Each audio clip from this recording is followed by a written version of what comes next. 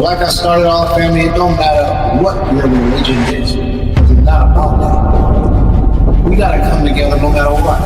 We gotta help each other no matter what.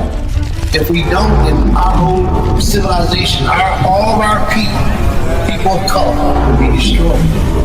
And that will be the first time in history that it ever happened. As we're about to read in the story of Exodus, it starts talking about how the oppressor had made a plan to destroy all the men in Israel. But we already know that they got a plan out here to destroy all the men.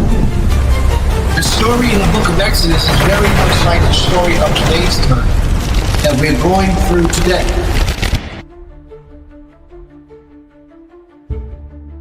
This prophet didn't say, well, you got to go get me a certain type of food. He said, I'm not eating nothing in this place because y'all are idolatry.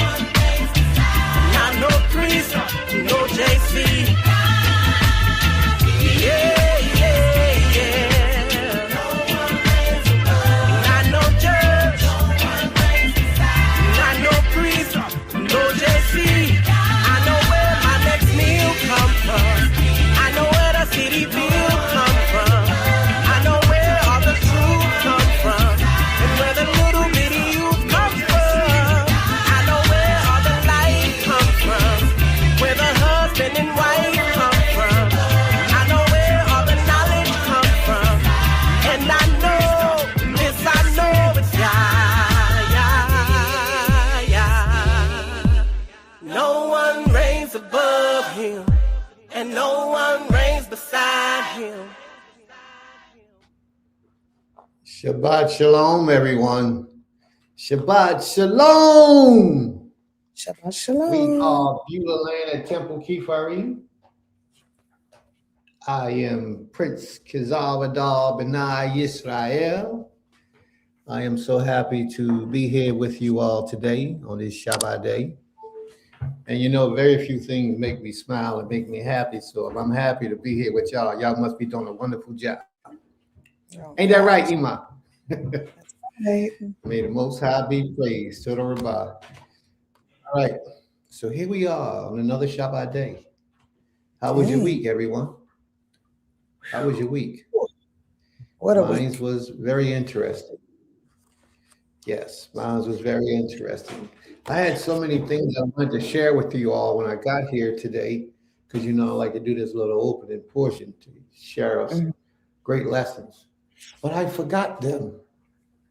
Therefore, I can't. I don't. If it comes back to my spirit, then I'll share it. But as of right now, I forgot what it was that I wanted to bring out. It was a very important lesson, you know, growth development lesson, self-improvement lesson, mind conscious, body conscious, spiritual elevation lesson. And I forgot it. Forgot what it was. Forgot the subject completely. But that's okay. We had a wonderful week, and I'm sure Maisha has a whole lot to talk about what she's done this week and what she's experienced. But this the thing that I will say to you though. Something is wrong with my computer. It's moving real slow. But this I will say to you. Whatever is right in your own mind, based on your own understanding, be true to it. Be true to it. Whatever you feel in your mind and your spirit is right, it is the truthful thing for you to do. That's what I need you to do. That's what you need to do. Whatever that is. Don't let no man, no woman judge you on what's right and wrong based on your understanding. But in the interim, while they're talking and judging, if they present information to you that shows to you that is a better way of doing things than the way that you're doing, don't be a stubborn person unwilling to change. You know, a lot of us, we are real stubborn, and we'll hold on to our own stubbornness just because it wasn't our ideal, just because I don't like the person that said it or the way they presented it. And it will end up hurting us in the long run because all we had to do was let go of that stubbornness, and we would have had a better way of life, a better understanding, less problems, less troubles, less aggravation. I know of a lot of people who went to jail, actually got incarcerated because they didn't listen to what someone else was sharing advice to them. They didn't want to do it for whatever reason. One guy got killed. One guy actually lost his life because he didn't want to listen to the advice that somebody was giving him that he knew was right, that he knew was the best thing to do. But after that time happened, his emotions got in the way, and he did what he felt he wanted to do anyway, and went against the teachings that he had just received, and he got killed. The guy killed him. So, you know, it's good to be focused and true about what you understand to be right, no matter what it is, no matter what it is. Hold on to your principles, but be true to your principles. Like here's a small example. We have a lot of Israelites here in this world who say that they keep the rotating Sabbath day. You know, they start with the first new moon, first visible moon, and then they count 7 days after that, they keep a Sabbath. 7 days after that, they keep a Sabbath. 7 days after that, they keep a Sabbath. And that's how they keep the rotating Shabbat. Some people, not everybody, but some people, that's how they keep their Shabbat day. Well, let's say the first new moon came out today. So that means that day will be day one. 7 days later, which will be next what? Shishi? Next Shishi at night. The next 7 days later would be their Sabbath. But they'll go to work. They'll do everything and anything, cook, clean. They'll do anything that they always do. Any ordinary Shabbat, any other weekday, they do anything that they do. And every once in a while, they'll remember, oh, this is the Sabbath day. And when other people are around, other people are celebrating it with them, then they'll keep it holy and set apart. That's an example of someone not being true to what they believe to be right. You know, we're not going to argue with you and show you the inconsistencies and how we disagree with your understanding. We're not going to do that. But at the same time, if it's something that you know in your spirit, because of whatever level the Most High has you on, if you know it to be true, and this is how it's supposed to be done, then be true to it. Honor it, respect it, and do it. All right. So that's all we're going to say about that. Whatever it is. Whatever it is. And however it is. Don't let no man judge you on your understandings of how to please this king. But if it happens to be that they show you through scriptures, or even not even just necessarily through scriptures, but through everyday life, like for example, there's a lot of people who believe that the setting of the sun don't begin a new day. Now you can go through scriptures and y'all can have that debate all the time. But I went to nature, and there's a plant that whenever the sun goes down, this plant opens up. And it stays open until the sun goes down, until the sun comes up. And when the sun comes up, it closes up. Why did I use that? Because it recognizes the difference between daylight and nightlight. And that's deep. Whenever the sun goes down, that plant opens up. And it stays open until it closes when the sun rises. It's a beautiful plant too. White with purple streams through it. It's a beautiful plant. All right, so let's get going. Let's get going. So take that advice, please. Listen to the prince, because the prince ain't going to guide you wrong. He's going to show you the right way to go. And if he don't know, somebody can always come and teach him and lead him in the right direction. And there will be no problem, as long as what you bring and present is true. Like Sister Higdawi, she's always putting things in an accurate position when Prince trips. Look what she did. The new moon is actually a day 0 for them.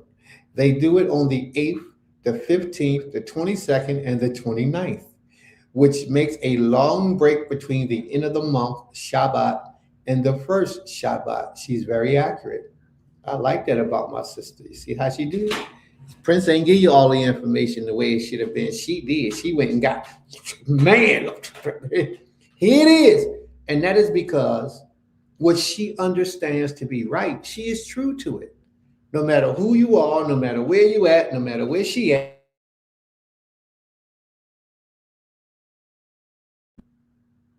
Okay, can y'all hear me? Okay, it looked like my camera just went out, but it's back now. She's true to what she does. And I only pray that she's true to what she understands to be right at all times, and not just when she's beating up on a spiritual leader about his shortcomings or his mistakes. I hope that it is truly, I know it is, sis. Don't even worry about it. You got it, sis. Hands down, you got it. You like one of the best Israelites I know. You at the top of the charts, sis, for real. You at the top of the charts. All right, so let's get going. Shalom, Ima. Can't hear you. Shalom. Shalom. What you doing today? I see you in the background. Shalom, sis. You can see her now. I saw her earlier. Just a minute ago, I did. Shalom. I guess we ain't supposed to see her. Okay, all right. No. So Shabbat Shalom, Sister Ornette. Shabbat Shalom, Sister Higdalia. Brother Kezu. Kezu in the house. Shabbat Shalom. Ima Sukari. Shabbat Shalom. Ima Kater, Aim Kater, Shabbat Shalom. Who that, my Isha? Shabbat Shalom, Ishi. I only seen you all morning. Shabbat Shalom to you, though. Gotta give you your props. Gotta give you your props. Sister Shemaya, Shabbat Shalom. Ima Yahudith, Shabbat Shalom. And what's the young brother name? Koresh. Shabbat Shalom, Koresh. Shabbat Shalom, Sister Bahira. Shabbat Shalom, Brother Benjamin. Shabbat Shalom. Sister Hadassah. Shabbat Shalom, Ethan. All y'all, Alicia, all y'all. Shalom, Shabbat Shalom. And Ima, I don't know your name, Ima, but Shabbat Shalom. Ima Havareh, Shabbat Shalom. What's the sister name? Gabby. Shabbat Shalom, Sister Gabby. Haven't seen you in a long time. Sister Gabby, make yourself known. Let us know you're still here. We ain't heard from you in a long time. Sister Aisha, Shabbat Shalom, Sister Aisha. Shabbat Shalom, Sister Carol. Shabbat Shalom. Brother Daquan, Shabbat Shalom. All right, come on, let's get it on. Who am I missing? Who am I missing? Brother Asa, Shabbat Shalom. Brother Asa, my man, Shabbat Shalom. Brother Asa. I seen a video of you, Brother Asa, throwing an axe and making it stick on the board. You the man. You the man. Not a lot of people got that skill, but you the man. All right, family. Sister Tahor Kodesh, Shabbat Shalom. Her husband, Prime Minister Moshe, Shabbat Shalom. May the Most High be with you all. My brother, Dr. More Yoel, Shabbat Shalom. Spoke to that brother earlier in the week. It was a blessing to hear his voice. Shabbat Shalom. Come on now. Who else? Who else am I forgetting? Ima, you're supposed to be helping me, Ima. Who else am I forgetting, Ima? All right. You said everybody that I could think of. You think so? I know it's a lot I didn't. Sister Yakia, Shabbat Shalom. Yeah, Sister Yakia, if you're here today, we can sure use those commandments you be bringing out. Shabbat Shalom, sis. Who else, babe? Ima? Who else did I forget? A woman's supposed to be helping me. Did you say help me? I'm trying to help in your. A woman's supposed to be help me. What'd you say? I didn't hear you. Yuhana, is it you? Huhana? Huhana, Ima Huhana. How could I forget Ima Huhana? Ima Huhana. How did I make? Oh gosh, Prince, straighten up. Straighten up, Prince. All right, let's rock and roll, family. And for the rest of you who are here and who's always here, but don't type in the background, don't want anybody to know you here, Shabbat Shalom, brother. Shabbat Shalom, sister. Welcome, welcome. We're going to do this thing. How about some of the brothers? Barawak, Shabbat Shalom, my brother Barawak. I can't hear you, man. What you say? I didn't say anything. Okay. How about some of the people who frequently come? Morey Samak, my brother Morey Samak, Shabbat Shalom, and brother Baruch, Shabbat Shalom. All right, who else? Who else are we forgetting? Come on, y'all, let's make that thing known. Get them out there, get them out there. You know, you never know. This might be the last day you get to take a breath. So get all them acknowledgments out there, because you always want to say that the people say, he shout me out, and then he ain't come around no more. So get it up, y'all. Let's go. Anybody else we forget, Nima? No, I don't think so. She don't think so. All right. I'm sorry, Ima, what you say? Did you say the elder that's married to Ima Yehuda?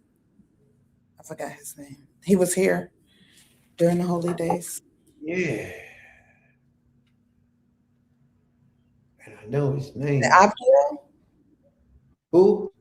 Elder Abdiel? Obadiah. Obadiah. Zakin Obadiah, yes. Mm-hmm. I was Obadiah, yes. Shalom, shalom. I think we got two Ovadias, one younger guy, one older guy. Yeah, but Elder Ovadia is the one. It's shot. All right, very good. Thank you for reminding me, Emma, because You're he's welcome. always here. He always be in the background listening. So thank That's you what a for helpmate reminding is me. My for. apologies. I'll be tripping soon. Huh? That's what a helpmate is for, right? Hey, got that right. That's right. When you weak, when you falling, when you stumbling, your wife is there to help you stand strong. That's what I'm talking about. Look at that smooth skin. Y'all better stop looking at my wife like that. Let's go. Shabbat shalom. All right, Iman, you got the floor. Let's do the acknowledgments, the thank yous, the praises to the Most High. All All right? right. Okay. Rock and roll. Thank yous to the Creator. So if you want, family, now is the time to acknowledge the Most High. If you'd like to say thank you to the Most High for health, for life, for strength, for wisdom, knowledge, and understanding, for development, for longevity of days, because you've been here a long time. There's a lot of people that didn't even make it past the womb, and you've been here a long time past the womb. So let's give it out, y'all. Let's give the Most High his props, his thanks, his praise. All right, let's go. You ready, Emma? Okay. All right. Shabbat shalom, everyone. Shabbat shalom. May the Most High be praised. I will begin our thank yous, of course, with Malka Higdalia. And Malka Higdalia, she begins. She says, I am thankful to the Most High for allowing my eldest daughter to complete another year of life. Hallelujah. She also says, I am thankful to the Most High for protecting the people I love in their traveling. All praises. Oh, Yes. We forgot Sister Brittany. How could we forget to say Shabbat Shalom to Sister Brittany, babe? Yeah. I'm sorry. Go ahead. Malka Higdali also says, I'm thankful to the Most High for the different lenses that come about with maturity. I think about the way I used to view some things and cringe. Wow. Yep. I definitely have gone through that. She also says, I'm thankful to the Most High for the way all of his creations have the ability to tune in and communicate with one another. That is a beautiful, beautiful sight to behold. She also says, I'm thankful to the Most High for my mommy's life, the special way she knows love and her patience. Hallelujah. She also says, I'm thankful to the Most High for giving you all the strength to continue the efforts of Goshen Hebrew Academy at Temple Kifarim. To the Most High. She also says, I'm thankful to the Most High for how wonderful this is to watch my children. How wonderful it is to watch my children as they sleep.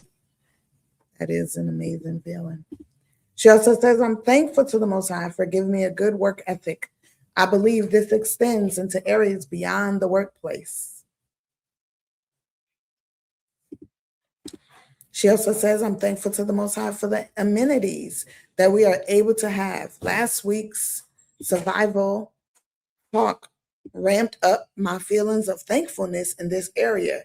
Every shower is an absolute blessing.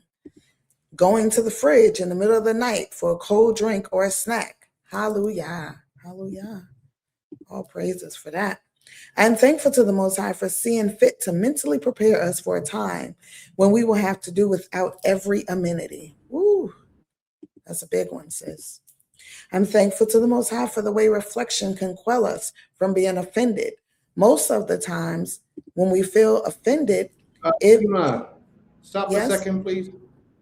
I don't know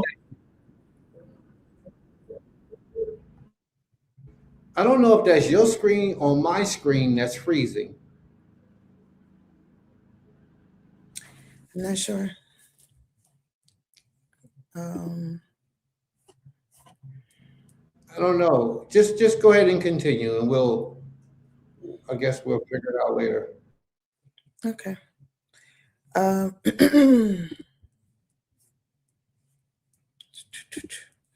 right. She says, because when we feel offended, it is a trigger to respond to a response, and not much thought is given to the actions or words prior to the offended feeling. I have experienced that taking a step back and thinking through it logically could wipe the offense away. It was just in our mind. That is so true, sis. Toda for bringing that out. She also says it could also simply be their right and have nothing to do if anyone feels offended. Very true.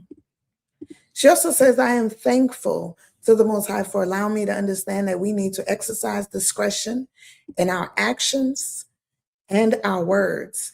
This prevents us from doing and saying things we can never take back. Ooh, yes, sis. Toda for bringing that up. I am thankful to the Most High that he didn't punish us as severely as his capabilities allow. This was just a little wrath.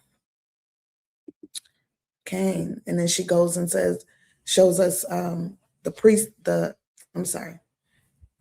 the scripture in Isaiah Yeshayahu 54:8, and it reads, in a little wrath I hid my face from thee for a moment, but with everlasting kindness will I have mercy on thee, saith the Creator, thy Redeemer.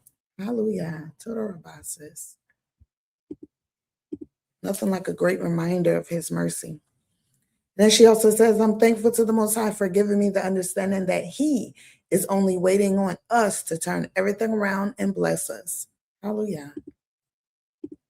Malka Higdali also says, I'm thankful to the Most High for allowing me to fear him, for fear disappointing him as his servant. This keeps my hand from unsavory things in public as well as private. Hallelujah, sis. You just said quite a few things. She also brought up the scripture in Proverbs 15:16, Mishle. It says, better is little with the fear of the Most High than great treasure and trouble therewith. So those scriptures. Malka Higdali also says, I'm thankful to the Most High for the strength he gives me to move about. It's absolutely miraculous, so much so it's hard to articulate. She also says, I'm thankful to the Most High for his law and other words on record for us. They give us insight into how to handle every situation in our life. Hallelujah. Malka Higdali also says, I am thankful to the Most High for allowing me to feel his blessings. We are all very much blessed, but there are times when it's hard to feel that way with other things going on around us and with us. Toda Yehovah, Toda Yehovah, Toda Yehovah for him. Hallelujah. Malka Higdali also says, I am thankful to the Most High for the amazing fruits we get in the summer. The summer fruits are so delightful to me, especially my favorite watermelon. Oh, praises. Malka Higdali also says, I am thankful to the Most High for the pain relieving benefits of white willow bark. That's a powerful herb, sis, you just brought out there. She also says, I'm thankful to the Most High for the ability to be content with the blessings I already have in righteousness. Proverbs, Mishle 16:8. Better is a little with righteousness than great revenues without. Toda Rabbah. Malka Higdalia also says, I am thankful to the Most High that I learned early on in life that the quick come up is usually something that will be a snare. Toda Rabbah, Malka Higdalia. Malka Higdalia also says, so likely, I am thankful to the Most High for how beautiful the fervor for the Most High can be during the younger years of children's lives. Hallelujah. And that's referring to her son as well. I'm going to read his law in a second. I just wanted to make sure I got all of her laws out the way. Malka Higdali also says, I am also so thankful for the Most High, to the Most High, for Malka Hagadola being able to read beyond the typos. I try. Toda. All right, and we're going to go back up to Asimya Rashon. Asimya Rashon says he is thankful to the Most High for the shows I can watch on Shabbat, like House of Dawid and Yosef. Very nice, Asimya. Morey Kazu says, thanks to the Most High for life and for his Shabbat days. Morey Kazu also says, thankful for growth Had a new addition to the family this week. My cousin Ali was blessed with a second bane, Anthony, on Yom Rishon. All praises to the Creator for new life. Maury Kesel also says, thanking him for his mercies because the mother, Erin, experienced some issues during the birth and lost 3/4 of her blood, bearing him. He just made it home yesterday. All praises for her life and the Most High, sustaining it and the babies. And the Most High be praised. Maury Kesel also says, thankful and grateful also that my second Emo, Matana El, had her 69th birthday yesterday. Emo Matana El, Yom Huledet. Absolutely. And then Maury Kesel also says, thanking the Creator for moments of peace, especially in this world filled with haters and being surrounded by people that don't want you to prosper. He also says, thankful to my family near and abroad. United we stand in righteousness, divided we fall in calamity. Even for the family that may not see Torah as I do, but still respect the order that the Most High initially set up since the beginning. Make the Shabbat a delight. Hallelujah. And let me see, let me go back up. All right. Ornit, my sister Ornit says, Torah Rabbah to the Most High for life, for health and wellness, for strength and mobility, and all those things that we unconsciously do and take for granted. To the Most High for divine leaders and teachers. To the Most High for allowing us to connect to our people and praise the Creator together in unity. To the Rabbah for a beautiful Shabbat day and being allowed to be in the land of the living. Hallelujah. To the Rabbah, go to your knee. And I definitely agree. Having the mobilities and the things that we have to give thanks for. Aim Kimya, Zaquina Laurel says, Shalom family. I'm thankful when I think of the multitude of evils in this world and the criminals amongst us. Today, I'm super, super thankful to the Most High to be amongst the living and not the dead. And a sick. Okay, maybe she's going to add more, so likely I'll come back to hers and reread it. And Sukari says, grateful for the many gifts each day that the Most High presents always. Hallelujah, Aim Sukari, and grateful for your presence here today as well. My sister wife Autumn says, I'm grateful to our Most High for keeping myself and loved ones in his loving arms through all glories and tribulations through life I have experienced thus far. I'm grateful for each day we have. Okay, I pray that I am not, okay, let me add I pray for each day. For each day is yet another opportunity to do correct and align your spirit and just experience life. Toda for all of us being here. Toda Most High for our elders and loved ones that have passed on and left us with their memories. My dad told me from young that when he dies, he's not fully gone, but because he lives in me. I remember that from young and cling onto it now. Hallelujah. Let me go back up because,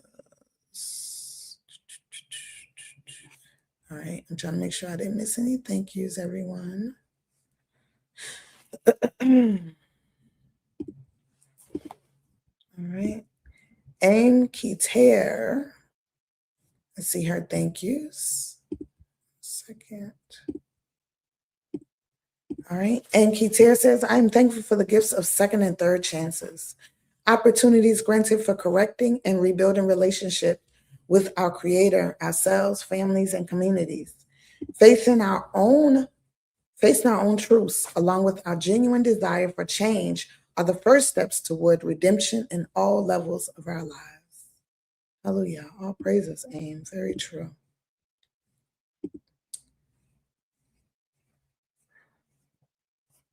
Mm-hmm. All right, so Salakli, 1 second. I want to reread Aim Kimya's because it was broken up. Aim Kimya says, Shalom family. I'm thankful when I think of the multitude of evils in this world and the criminals amongst us. Today, I'm super, super thankful to the Most High to be amongst the living and not the dead in a sick care facility. Toda Most High is sovereign for your trustworthiness and keeping power. Toda, Toda Most High. Hallelujah. I believe that was all the thank yous. I tried to All go right. back and make sure. Yeah, you can go check. I just did. All right. I want to acknowledge Mhm. and extend my apology for Sister Laurel because I didn't say Shabbat Shalom to Sister Laurel, and how could I ever? How could I? I don't know. I don't know how it happened. It's just so many. But I just want to say Shabbat Shalom to my sister, Sister Laurel. May the Most High be with you. And I think that's how we can get moving. All right. Okay. All right. Let's rock and roll. Yes, so I would like to give thanks and praises to the Creator for this day, for His Shabbat day, for His rest day, for the ability to call upon His name wherever we are in our travels and our changes of scenery at different times. So grateful to the Creator for His Shabbat. I always look forward to the Shabbat. It is the best day of the week for so many reasons beyond personal, but first and foremost because He ordained it as His day, holy and set apart. And so I'm grateful. I'm grateful for Him, for the Creator for doing that for us. I'm grateful to the Creator for my parents, for my Horim, their lessons, their teachings, the legacy they left on record for my family and I, my siblings, our children, the great-grandchildren that are here, and so many to come. I'm grateful for having the history and just having the wherewithal to know when and how to be because of the things that my parents taught us. So I'm super grateful for them. I'm grateful for the discipline that they instilled in me from a very, very, very small age, probably before I can remember. But there's things that I know that if they hadn't instilled in me, I wouldn't be here today. And so I'm grateful for that discipline and that perseverance. So many things that the Creator showed them to do for and to my siblings and I. So I'm super grateful. I'm grateful to the Creator for my Ish, for who he is, who the Most High has ordained him to be, for allowing him to be a leader, a father, a husband, a minister of everything that he does, in bringing forth messages, a prince of princes, so many things that we look at titles and we have so many expectations and judgments and all these different things. Some are good, some are bad. And it's the servitude of that person that really aligns to make you honor the title that they behold. And I'm not telling you don't honor people because they have a title. You should honor them. But I just know that I look at those titles and I do. I have a way of looking at the servitude in it and what's coming from that title. What's beyond just. I'm sorry, my daughter was calling me. I'm not sure why. What's beyond just. What's beyond just the title, but what's coming through with that title. So thankful that he has and he is showing and living, his servitude and what it means to be a servant of the Creator, true and true, day and night. I watch him and I see him rise up and give the Creator his praise, and all throughout the day, almost every minute, every time he goes to do something. It could be very small to the common person, to the eye, to me, And I'll see him stop and just give praise to the Creator, to the greatest of things that the Most High gives unto him, to the good and the bad. He gives thanks, and those things, when I see him do that, it reminds me of what we need to be doing, regardless of what the outcome is. We always have to give our thanks and praises and acknowledge the Creator and ask him to be with us in every moment. I'm thankful to the Creator for my family, my sister wife, all of our children, my siblings. So many things to be grateful for. I'm grateful that the Most High showed traveling mercy to pretty much my entire family this week. Almost everybody in my family, immediately from my husband to my sister wife to my children, my siblings, aunts and uncles, cousins have all traveled. Some of us are here together, some are different places, but he allowed each and every one of us to make it safely. He allowed us to do travels in between travels to get to other things and to do things and to get here. So I'm super grateful because he didn't have to allow it. Anything and anything could have happened. Some of us were delayed for different portions of things. And I always look at delays as the Most High protecting us from something that could have been harmful. So I'm grateful for him for the delays and the destinations of arriving safely. I'm grateful for just knowing, being able to know him, love him, and being able to sit here in the midst of all of you virtually and give thanks. So yeah, my husband said it. I did have a very long week. I'm kind of lethargic, but I'm pushing through because I have a longer week, a longer month to go. And I know that the Most High has me no matter what. I'm grateful though, because this week showed me a lot about servitude, about being at his service, about standing on who you are as his child, his daughter, for me, a daughter of the Creator. And so I'm grateful because even in the midst of being tired, I knew that he designed it this way for a reason. And I just had to get up and do as he told me to do. And so, yes, this week from last Shabbat all the way to this Shabbat has been ongoing, nonstop. But I'm grateful that he allowed me to see one Shabbat to the next and accomplish so much within those 7 days. I'm grateful he allowed us to have our Shavuot. All praises to the Creator for the first fruits, allowing us to bring it in together as a family, feast together, engage with one another, eat and walk amongst the land, and just, be thankful for those moments and for even looking. And as we walked, it was just like divine how the Most High is. We were able to see the fruits coming forward. We were able to see the fruits not completely ripe, but in the spaces of showing you that we're in the right season.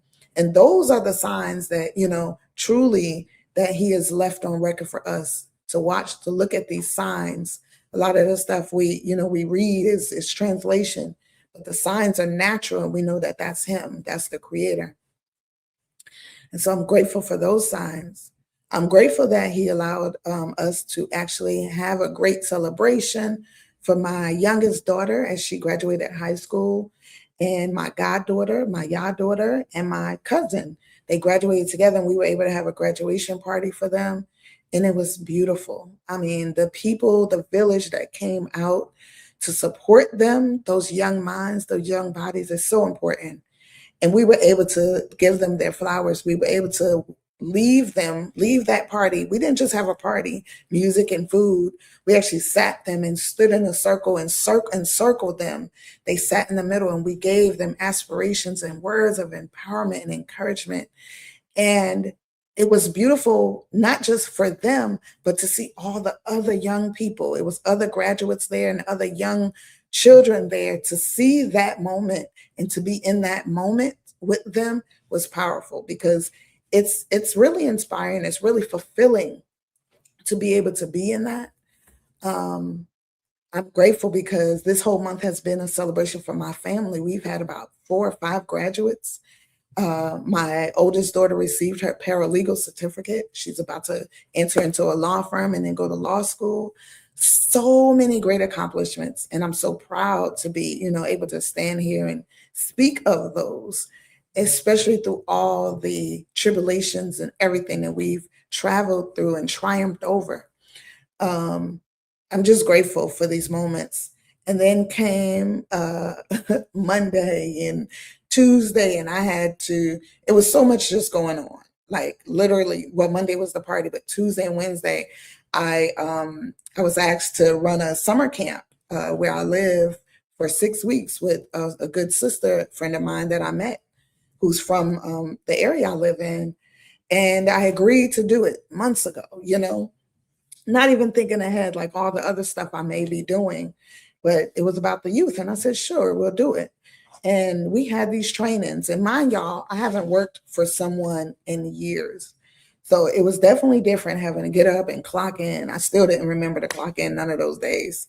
However, though, I felt inspired to go and do this training so that we can make sure we have a very successful summer program for the youth in that community who are struggling with, out resources, who are struggling with seeing better things for themselves. So I'm just grateful that the Most High has placed me in a space where I'm able to give back, where I'm able to participate, where I'm able to just do it, even in my tiredness, because I was in those trainings like, oh my gosh, I could just sleep for a little bit. But I was thankful to be in those trainings. It reminded me actually of my youthful days when I actually was a youth counselor when I was in my teenage days. And it was like just the memories of all that, the fun of it all, seeing those little children smile and just be happy to come somewhere for the summer and have fun. And so that, that invigorated me and it took away some of that tiredness. And so I'm just thankful to the Creator for that energy. And then, of course, came another day of literally we went to training and then went to set up the space where we're having camp. And we were there for long periods of time till late at night because we just want to make sure we have the best space for the children, And then, of course, Thursday I get up and have to travel again. I'm just thankful because the Most High, He has made it a way for it to be done. Like I really didn't understand what was going to happen this week, but I'm really, really super grateful because He allowed me to travel to Atlanta to help my children rent a car because for the celebration of my aunt this weekend. I'm grateful because He allowed them to make it here safely. And then He allowed us, my sisters, and I and my nephew to travel safely to Savannah to see one of my other nieces graduate from SCAD. And I mean, it's just been a beautiful week, right? Full of just going and going and coming, going and coming. And in that going and coming, like I said, the delays happen, but the Most High saw fit for each and every one of us to make it safely. And what I felt was so beautiful with my niece yesterday, because I was in Georgia yesterday and I'm in a different place today, that He allowed us to even have another circle where we encircled her and her friends that graduated. And we were able to bless them with so many words of affirmation and village love and community love. And mind you, her best friend who was there, she's not of our color, but her family, when they spoke, they was like, it's so beautiful to be amongst this family, to see you all give so much love to not just your family member, but to our daughter, who is not even, like I said, of the same color or any, path. However, my family, we want all the youth to be encouraged. And if we embrace you as a family, that's what it is. We're family. And so that was encouraging for others to see that. And it's just encouraging always to see that we're making an effort to make sure our children, and I'm not talking about our children from our loins, but our children as in the youth, feel accomplished, feel like what they've done is being noticed and they're feeling celebrated. Because when children don't feel celebrated or we don't congratulate them, sometimes that could be really hurtful in some ways. and then it can break their spirit. And our goal is to uplift their spirit at all times, even if they're not doing exactly what we want them to do. But if we sit and talk to them to see what they're doing, encourage them to keep going. Like when we celebrated Ezekiel and Mina and Zaid last week, in that celebration, we talked about how two of them are going to college, but my little cousin, he's going into entrepreneurship, and we encouraged him in that. And that's important, that we encourage their vision, their aspirations. So I'm grateful that the Most High allowed me to have a very full week of doing that. And then he allowed my sister and I to arrive safely to our destination last night. We had a delay. Our flight was delayed, but he still allowed us. The plane had a little turbulence, but the Most High kept us afloat in the air, kept them wings up. So I'm grateful for all of it, for all the little things, all the big things, and in-betweens that we don't see. And for this path that the Most High has placed me on, this space of servitude, this space of of sometimes unknowing what he has for you to do, but being able to, I guess, be presentable, being able to stand in it when he calls you for it. I encourage all of us, that when he places it in front of you, that's him saying that this is what he wants you to do. And let's not cower from it, but let's find the strength.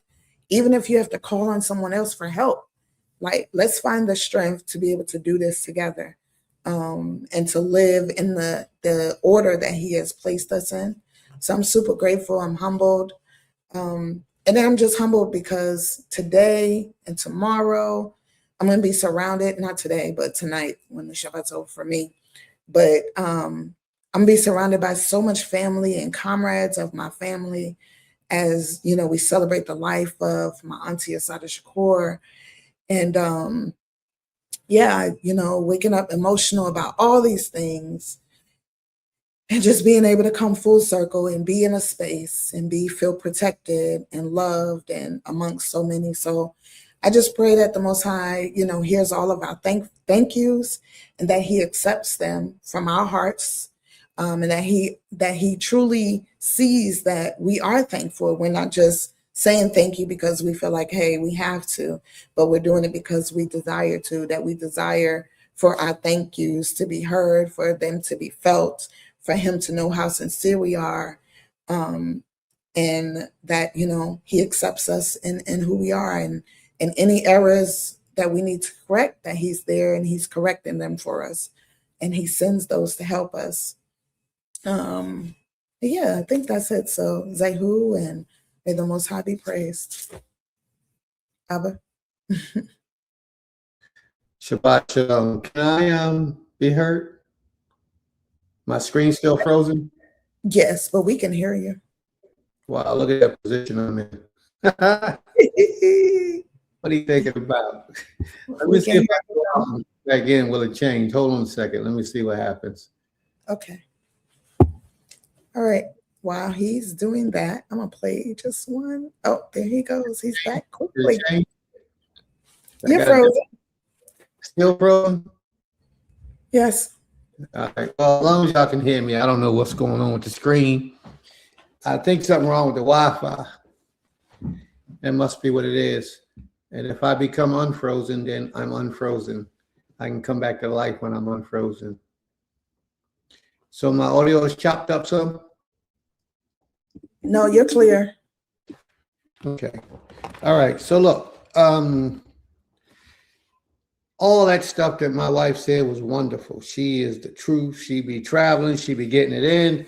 Sometimes I'll be wishing she slowed down a little bit, but it seems like if she slowed down, the world will stop, and we don't want that to happen. So keep on doing what you're doing. Keep that energy moving and flowing. You almost had me in tears over here if you'd have kept on a little bit longer talking about your man. I was like, man. Yeah, but it's cool. I'm glad that you acknowledge those things, that you see those things in my behavior. So Creator willing, it'll become a part of your behavior, and then effectively a part of those who are close to you, because that's what it's all about. Now, I do remember one of the things I was supposed to talk about earlier. but I had to sit down and think of how I can properly say it so I don't get myself in no trouble. Because people be listening and watching. Thank you, bro. But people be listening and watching and take the things you say sometimes the wrong way. And I don't need that to happen. So I'm going to put it to you like this. Last week, you all heard us speak about helping family brothers and sisters who might be in need for financial help, spiritual help, prayers, blessings, and all those things. So we were extending ourselves to the family in that essence. And we put up an email address. Email, do we have that email address? Because I understand and I know that this part of what we do is extremely important, more than anything else. This is extremely important. And we was extending help to the family who's struggling, who needs some assistance, who needs some help. We want to try to help the little we have. We want to try to give back to the family. And I don't want nobody walking around thinking we rich, filthy rich, and filthy, wealthy, or any of those things. But with the little that we do have, we would like to help to share to get our people in a better position in life. Some of those contributions come from people that are in this audience. They share, and when they share, we'll take and we'll share with those who are in need. So now the other day I was contemplating, I don't know if I was asleep, woke, or dreaming. I don't know what I was going through, but I remember having this understanding that I need to extend an invitation out to Israelite communities. There are a lot of Israelite communities that's up and coming or that wants to progress in different ways in development. So we want to make ourselves available to those communities as well. You're trying to get a building, you're trying to establish your community, you trying to get some help in other areas that we may be able to assist you in. I want y'all to know that Beautiful Land Temple keep our way here to help our people be the best that they can possibly be. So if there's anything we can do to help you guys get situated, we understand that most of our people are not in the best positions financially, mentally, spiritually, emotionally. Well, what I've learned over the years is that you give where you are. And wherever you at in your development, you turn around and help somebody that's less fortunate than you or might not be as accomplished as you in those areas, then that's what you do. Most people who are doctors that I know, medical doctors, they stand in the hospitals, medical centers every day, and they help people. They help people with the knowledge that they have. But every several years, they got to go back and be recertified and retrained in certain things so that they can get better in the things that they may have forgotten or what they might have gotten laxed on because their job is crucial and critical. Well, we feel the same way. We've been doing this right now collectively over 40-something years between her and I and my Isha upstairs and my other Isha and other brothers and sisters that we know. But we've been doing this over 40-something years collectively. We don't know it all. We have achieved a lot collectively and individually. So all we're saying at this particular time is what the Creator has blessed us with.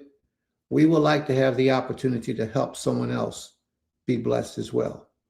We know that everybody may not have made it to the plateau that we're at. And we got a long way to go. I'm not saying we're great. I'm not saying we all lack. But we got it going on, and we're grateful for what the Most High has blessed us with. That we want to share some of what we have to those who may be less fortunate. All right. So if you guys know of any communities or spiritual leaders or congregations that's trying to get their feet wet and trying to learn some things and trying to build some things that are really focused, that's really serious about this, give them my information and have them contact us. Ima, did you put the link in the chat? Email? No. The email? Yes. No. I can do it now. Thank you. Because we want to see Israel grow. We want to see it rise. And if we could play any part in that, we want to play our part. I remember one time, I said this many years ago, many months ago, that me and my wife, we went to a Muslim Islamic community. And this Islamic community, one of the Islamic leaders donated $1 million to the Islamic community. He's never been there. He doesn't know the direct people that is of that community. None of those things. But he donated $1 million to that community to see it prosper. Now, what was the purpose of that? What is this man benefiting from all of this? You know, I don't even know the man's name today. And if you said his name, I wouldn't know it. The benefit was to see Islam spread, to see other people have another opportunity to learn their way of life. And it's very effective. But the way that he impressed me and how he infected me was that he gave and didn't even care who he was giving it to in that essence. I don't like Prince. I'm not going to get Prince is working his butt off. And I ain't going to toot my own horn, but we work hard around here to make sure that this Israelite nation grows and prosper in righteousness. We do our very best, starting from the youth, and now today we're dealing with the adults. So it's a full 360-degree circle. You don't have to like me.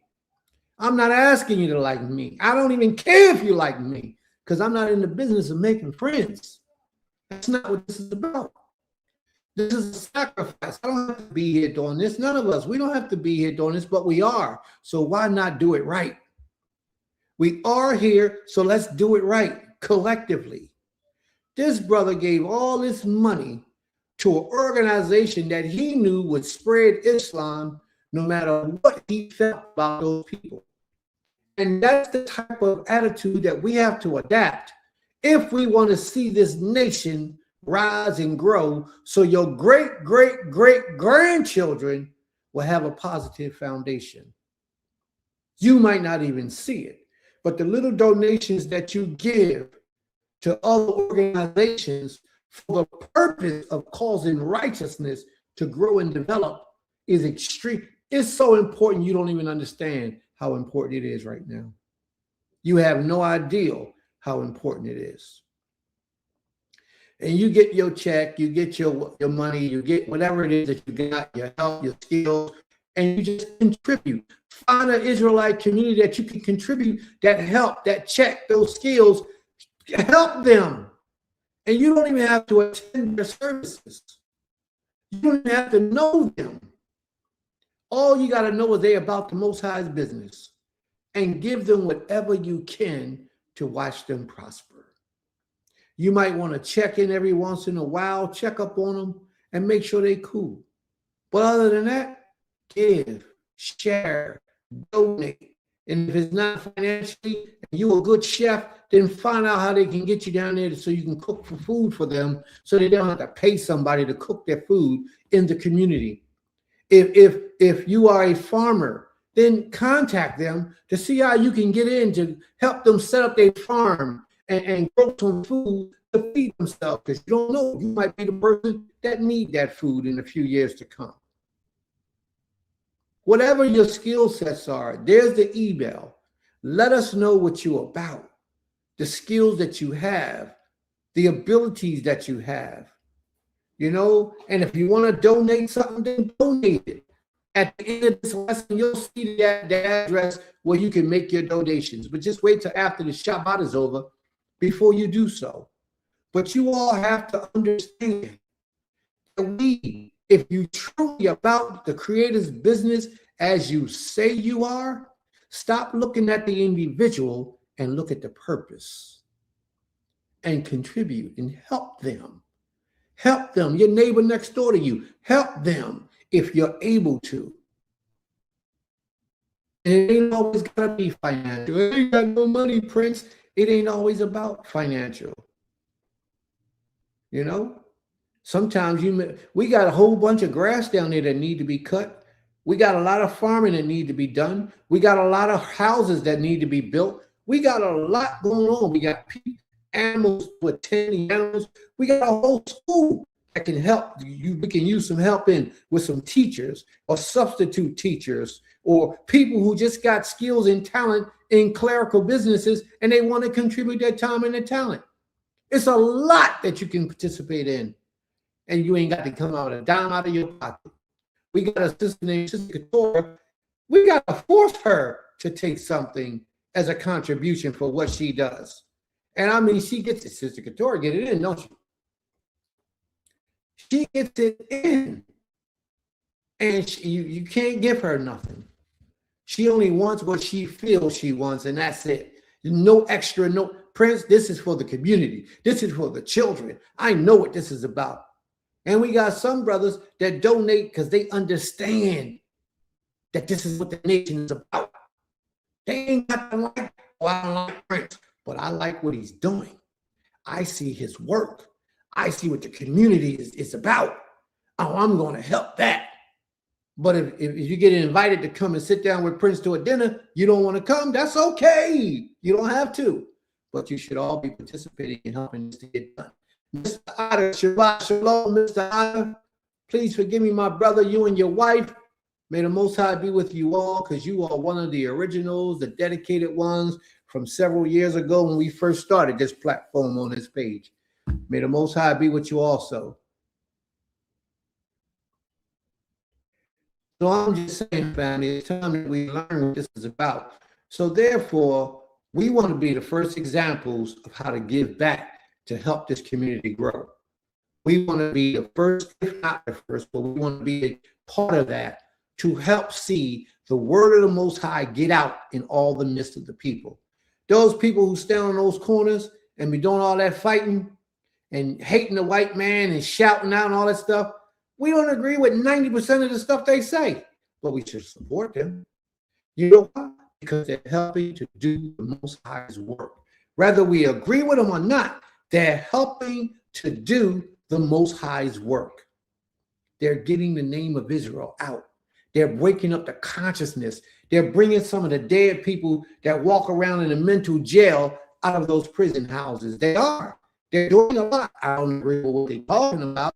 I don't agree with what their doctrine. I don't agree with a lot of that stuff that they do. But the overall cause is you, black man walking in America, know who you are. Learn about the creator of Israel and who and what your heritage brings forth and who your ancestors were. I can acknowledge all that. I respect all that. So those things we have to begin to support. You could disagree with their doctrine all you want. That doctrine don't mean nothing. If it ain't true, it ain't going nowhere. Don't worry about that. Who is meant for is those people who are still walking around in the church houses and don't want to let JC go. That's who it's meant for. So now they ain't got to let go JC so quick. And they can come into the knowledge that who their ancestors were and who they are by blood in this earth and who created is. So the benefits far outweigh the negativity. Now, if you go and they come out of the world and they come in through that channel first, then the Most High can still work with them to raise them to the next level of consciousness. But if they still in that church and they still that man that died for their sins and all those things, and we leave it at that, then we are failing our people. So whatever it is that you can do to help these organizations and these people, please do so. Do so. Because these people are the foundations to where all this is getting started. I don't agree with the idolatry. You know I don't. You know I don't. But there's a greater purpose to why they're doing what they're doing. And even why they're teaching idolatry the way that they're teaching it. It's a greater purpose than what I think and what I feel. It's about the Almighty and his kingdom that will last forever. And we have to understand that. The greater good is what it's all about. So we are here and we want to be the example, the first example of all the congregations I know that's willing to say, I will help another congregation to stand strong. I will help another congregation to grow. I will help my brother, my sister that's right next to me to serve the Creator in any way that I'm able to do so, even if I got to spend a couple dollars to make it happen. A lot of our people are not in position to get a brand new building for $10,000. They're not. Well, they could use some help. And we can collectively put our monies in the pot, collectively get that donation together, collectively give them what they need. Or this organization over here, what they need. Or this organ, but they got to come and ask. If they don't ask, they don't get. Closed mouth don't get fed, right? You got to play the food before you go, but you don't open your mouth, you can't feed yourself, can you?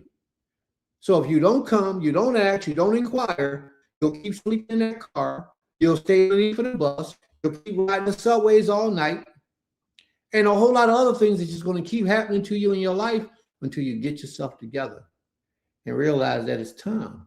We got a lot of work to do, and we cannot get it done if we keep practicing the European ways. What do I mean by that? This Western mindset that we have got to go. What I'm coming to you to today is an Eastern mindset of our ancestors. That's how our ancestors moved. But in this Western mindset, everything is about me, me, me, me, me. And if I'm not getting something out of it, then I'm not giving nothing to it.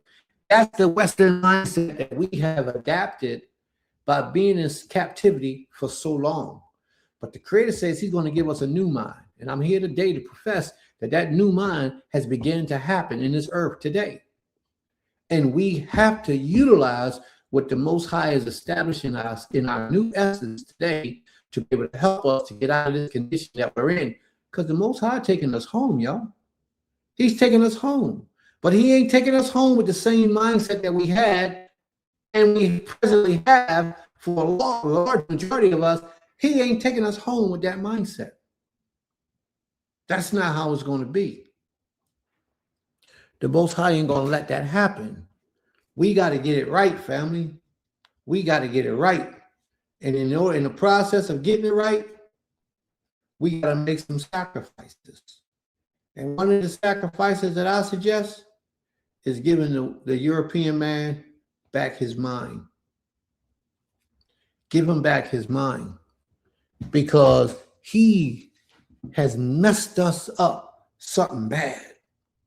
He messed us up so bad that we don't even know who we are today. And most of us are walking around talking about I'm Muslim, I'm Christian, I'm Yoruba, well, I'm a whole bunch of other stuff other than who you really are. The children of the Most High. You don't even understand the power that resonates within you.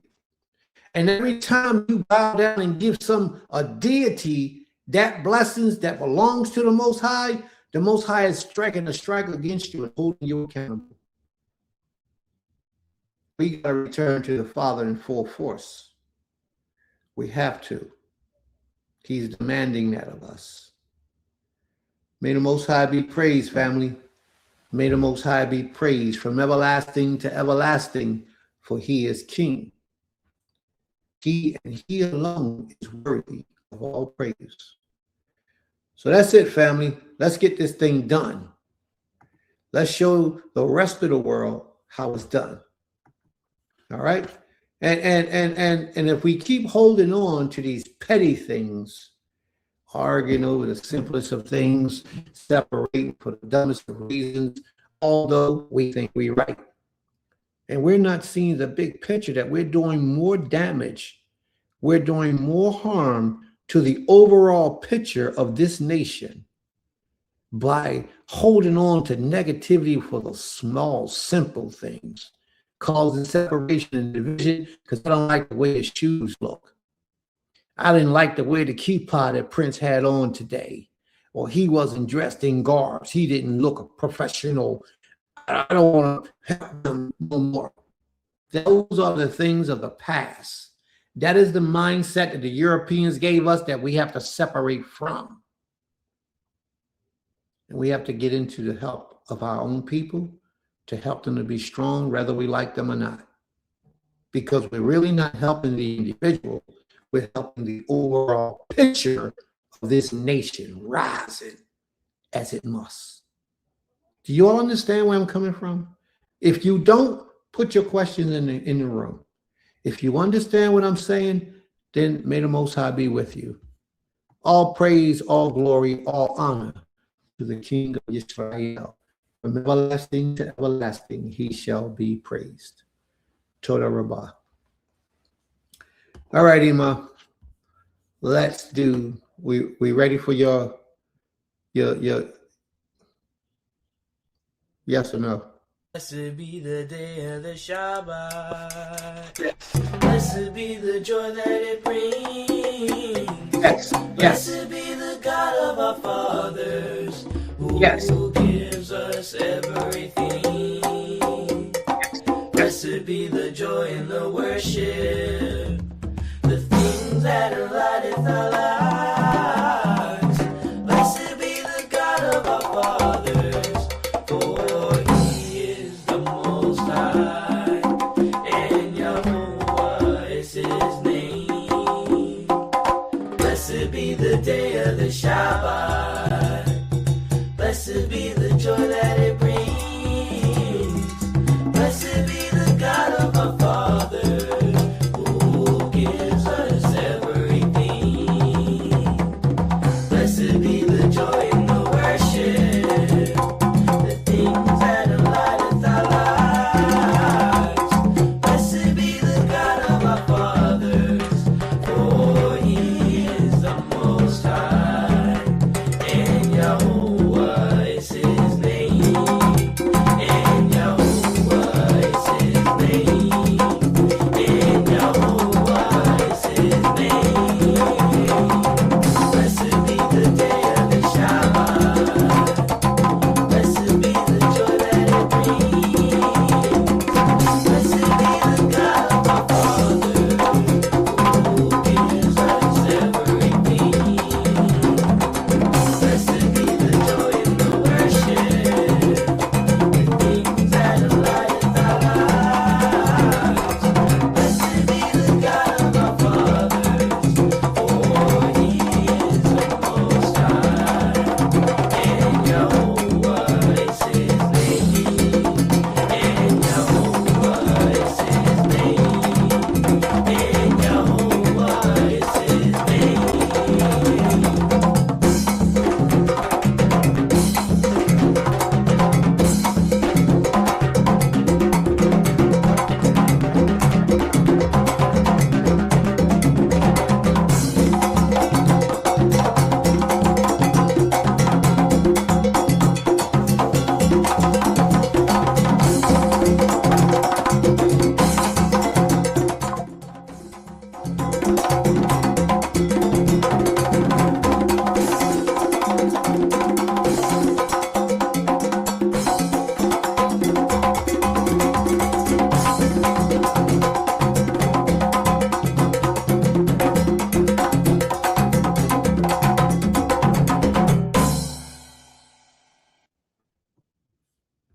Shabbat shalom, everyone. I'm back.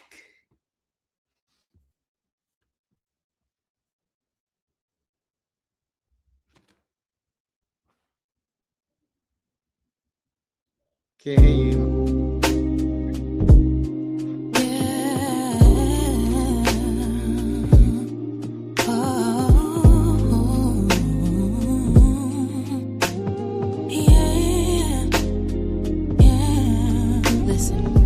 She's young and beautiful, of course you know. Nice body and so many guys in her phone. Now she understands what it now means to be a single mother in her teens. A little boy, she never had a father in her life. Now she's wondering, how will I raise this child? Play the role of the mother or the sister. She's too embarrassed and feel no one's with her. Children need fathers and fathers need love. Mothers need support far more than the gov. Families breaking in need of repair.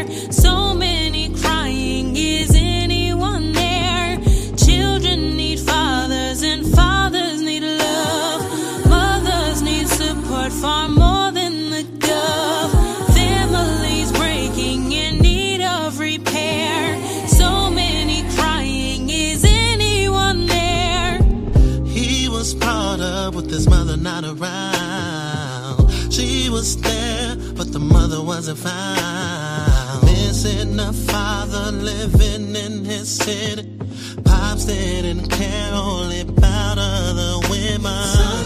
It's a shame, now he continues the cycle. Married go round into married go cycle. Failure is happening on both the sides. This is no way to survive, way to survive. Children need fathers and fathers need love. Mothers need support far more than the gov. Families breaking in need of repair.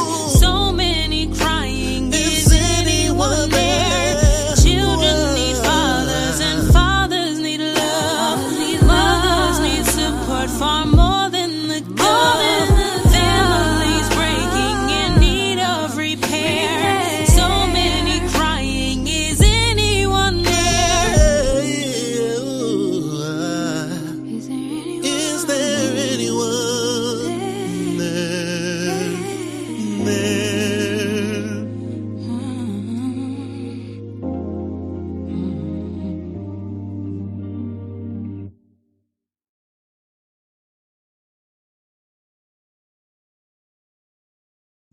I'm on mute. I apologize. Shabbat shalom, everyone.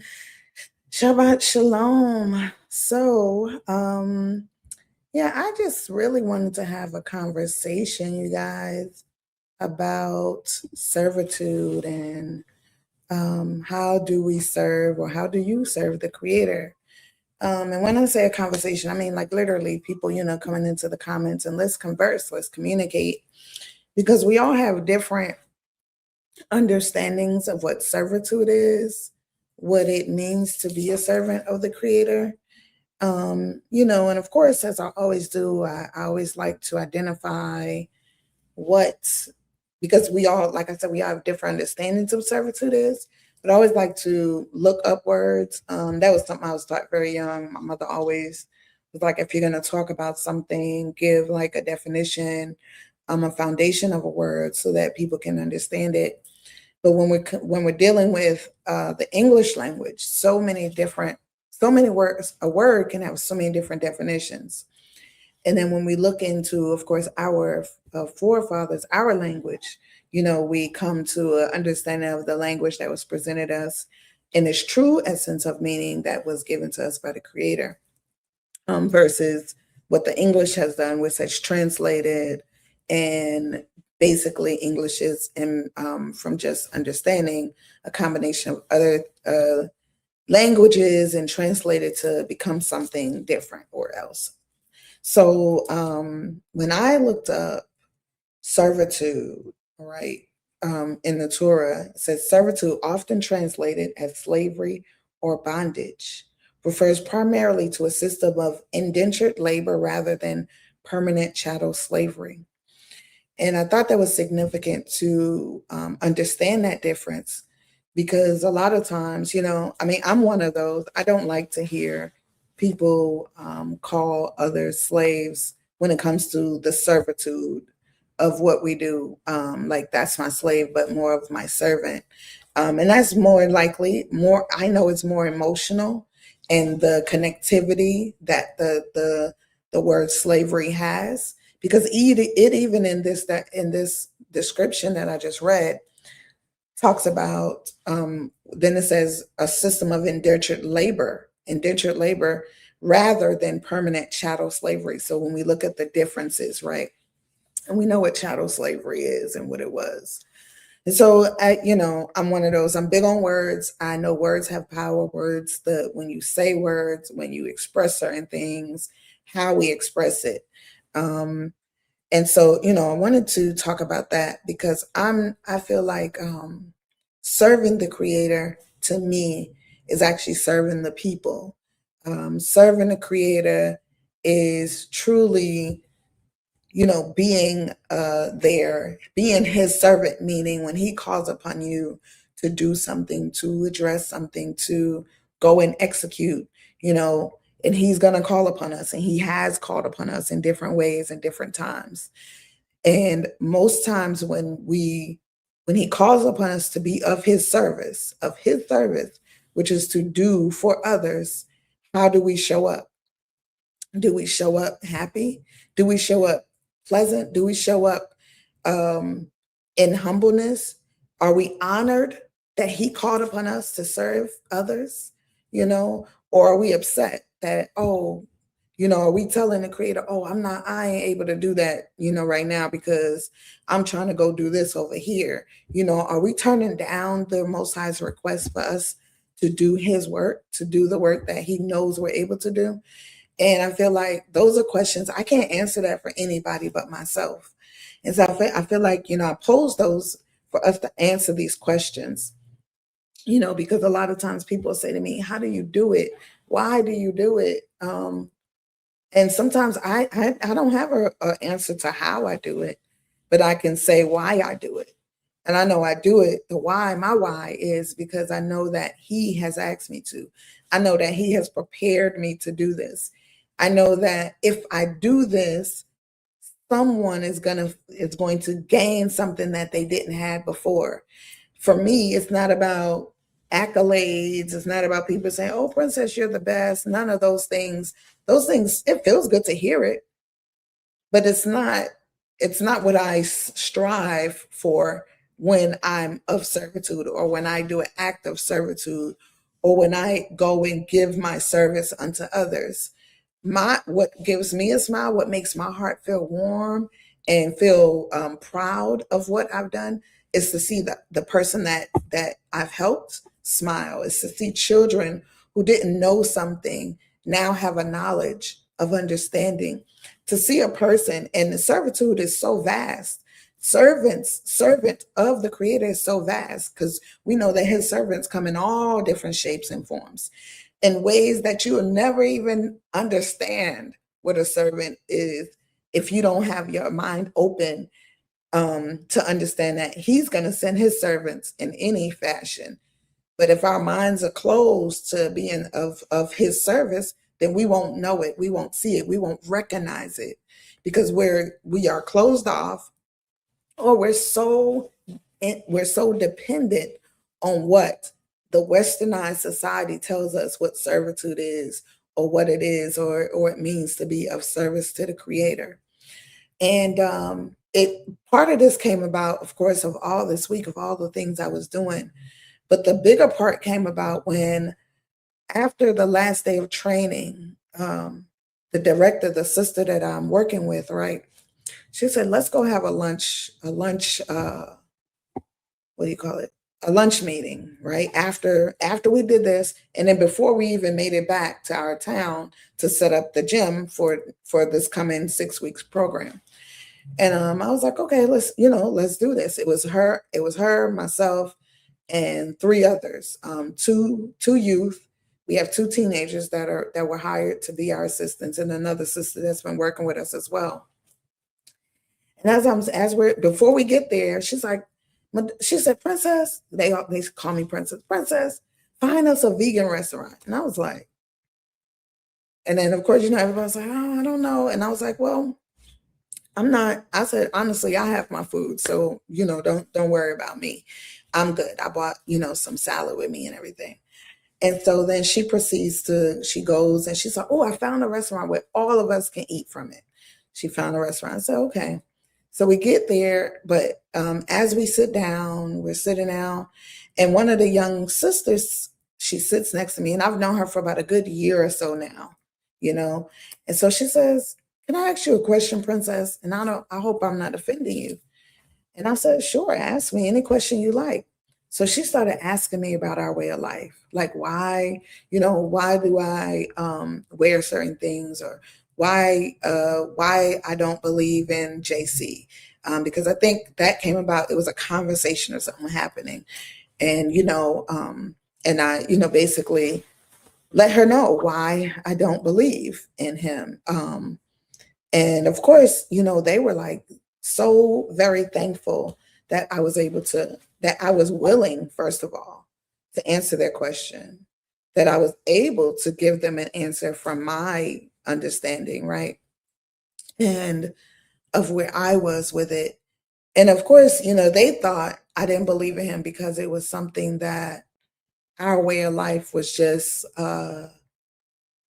against him. You know, they didn't understand that these were fashions of Hebrew Israelitism or whatever, however you want to describe it, just the way as in Christianity and Islam, it's all these different sects. And so I had to let them know, first and foremost, I wasn't raised Christian at all. So I never had a complete belief in who JC was. I always understood him as a servant, as a messenger of the Creator. And so that's how I've always carried him throughout my whole life. Even when I came into this way, I did not, and I do not, based off the fact that, you know, my understanding was he was human, and that as a human, he bled like I bled and all those things, but he was a servant to the Creator. He was a messenger. So I recognized that, and I honored him in his duties of what he did.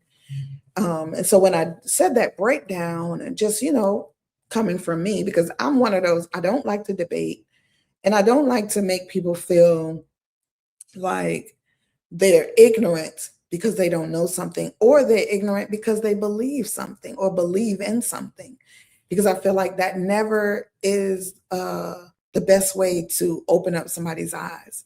So like I told them, this is my understanding, you know, from my growing in life, from experiencing and going to churches and going to the masjids and to Nyabingis and all these different forms of ways of life that I've been exposed to. And once I was done, the conversation just opened up even more. But what was beautiful was they were like, oh, I could understand that. I get that. Only one sister sat there and she started to try to be like, but no, he's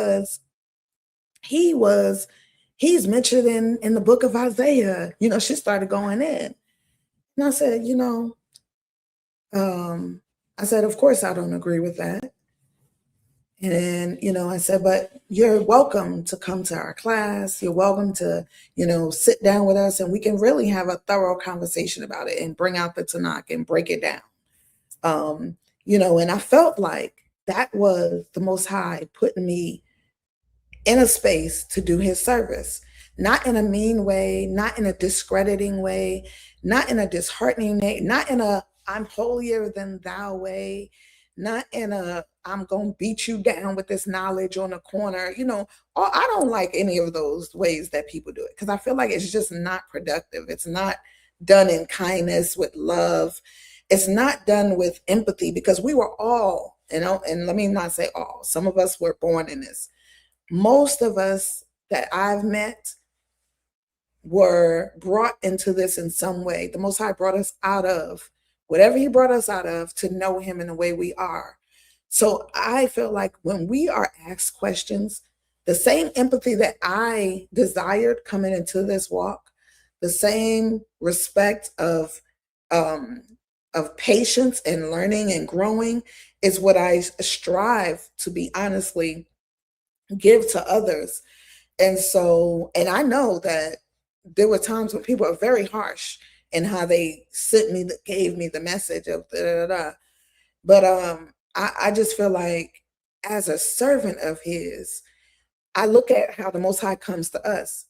I've never felt the Most High come to me in harshness, in anger, in disgust. You know, like, oh, you don't believe in me, so I'm disgusted. And I don't know the Most High's feelings, and I'm sure he's disappointed if we don't know him. But I feel like he comes to us and he teaches us, and it's written to come in kindness, to love thy neighbor as we love ourselves. And so I feel like if we love ourselves to where we want kindness, then we have to bring it. And so I just look at the different things that go on around my life, and I'm like, how am I serving him? And not just in like my actions, but how am I serving him in deed, in my character? How am I serving him if somebody approaches me? Am I standoffish? Am I able to answer a question and not just answer and be like, that's it, but answer it and say, okay, hey, we're here. Ask the questions. Hey, come to this, come and observe, you know, because they even started asking me like, well, what holy days do you observe? Like, if you only do the Old Testament. So I started breaking that down, showing them this is what I only abide by the Old Testament. then those are the holy days or the holidays that I observe. And she was like, oh, wow. And one thing we all agreed on was that the Old Testament is the foundation. And I love that because they were young and they're all Christian, mind you. They are all bona fide Christian. Love JC to the T, like born and raised in it. However, when I spoke to them and we were able to, all 5 of us say, yes, the foundation is this. The foundation is that the Old Testament is our foundation. The law, statutes, and commandments are our foundation. And that was what was beautiful for me to see, you know. And it was beautiful too that even though we all may not follow the same path, they are doing a service to the Creator by coming and being of service to the young people in the community, being counselors and youth development project coordinators. Like all of those are being services.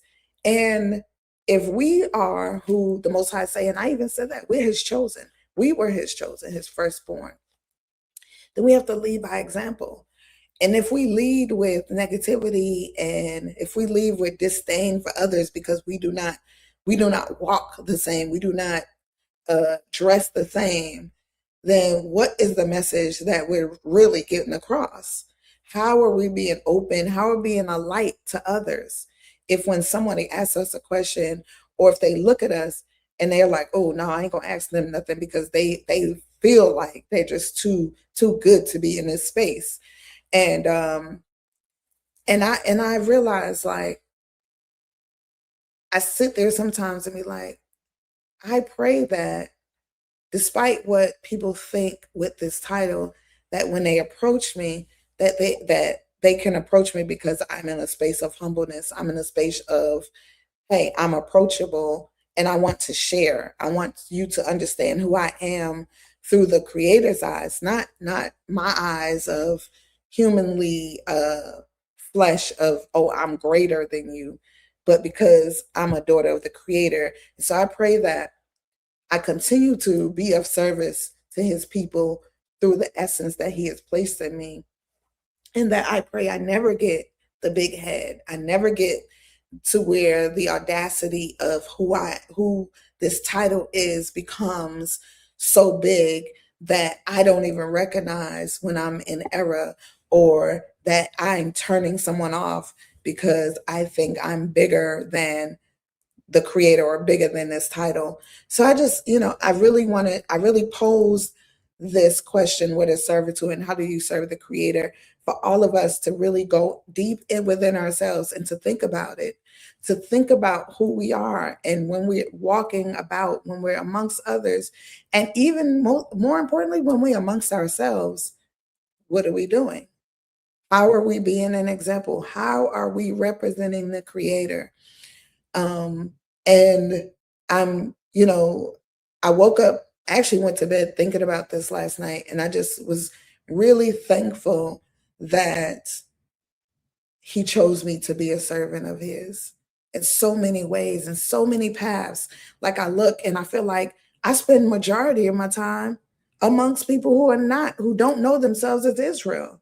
I realize that now. Like, of course we have the school, but when the school is over and I'm out in this world, I'm surrounded by so many that are not Israel. And it was crazy because we talked about how in Christianity, you have these people against you, or this person telling you, oh, don't talk to that person because they don't believe what you believe. And I had to tell them, and it was really sad for me to even say this to them. It's the same way in Israel. It's the same way in our culture. It's the same way in Islam. It's the same way in Buddha. Like Buddhism, you have certain people who will completely not want to communicate with you because you don't have the same thought. But none of us are going to have the same thought. So how do we grow? How do we truly be of service to the Most High if we're going to stay separated because we don't have the same thought, or we don't dress alike, or we don't look alike? So many different things. But yeah, so definitely, ask yourself those questions. Even if you have an idea of what it is, put it in the comments, like help somebody else to understand what it is. I just truly wanted to bring that out because we know the Most High servants are the angels that come up around us. We know that they were prophets and kings, but we also know that the Most High uses us as his servants, right? Like every day. When we walk out of our house with our tzitzits on, if we have on a long skirt or a short skirt, whatever we have on, pants, if he has put that service on you to be a servant, to represent him, then that's what you are. And I truly believe it's the character of what you represent. And it's not always defined by what you know technically as being an Israelite or not an Israelite. It's the character. And so I just feel blessed, honestly, that the Most High has surrounded me by different servants of his, even if they don't believe everything I believe, even if we don't agree on everything. But the fact that we can communicate and talk about his service is important to me. The fact that we are all came together and we're all the three of us who are the adults in this camp, even though it's through the Boys and Girls Club, right? We all came from different walks and we're able to sit and work together and sit and talk amongst each other and understand that what we're doing right now is a service to him, to the Creator. And it's a service to the people. And we are doing his work. And it may look different. The Creator we're talking about is different for each of us, but the work we're doing is the same. And so I just want to encourage us to not shun others, but to have that open mind and to be able to explain it to them where their mind is even open more, because they were like, yeah, I want to know more. I do want to know more. And I told them, I'm an open book. Ask me any question. I can't be amongst the people and be afraid to be asked the question. I have to, even if I don't know the answer, I'm going to find the answer. I'm going to ask someone else for the answer. So we can't be ashamed if we don't know an answer. Go ask. Go seek it out, because the answer is there. So I just wanted to bring that out. And just, told our Most High for this conversation, most importantly. So say who. Y'all, okay. Yeah. God be praised. Total Rabah. Excellent. All right, so let's go into our commandments now, please. Okay. Let's go into our commandments. Brother Reyes says, Cain, definitely the character for the Most High is about your righteous character above all things. Shabbat shalom, my brother. Absolutely. Agreed. Malkay Dahlia says, searching for answers in the scriptures. You took it away. Searching for answers in the scriptures always allows for growth and understanding when we are open. Hallelujah. Yep. And I find myself doing that a lot more these days. I have a question and I go to the scriptures first. I seek where it's at in the scriptures and I read it to get more understanding.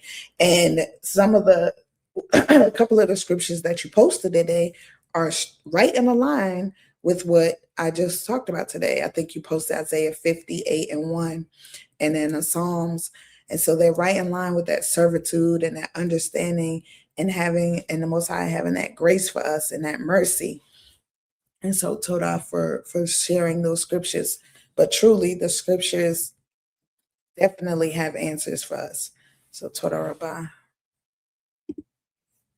May the Most High, continue to be with us. All right, we are going to go into our law, statutes, and commandments.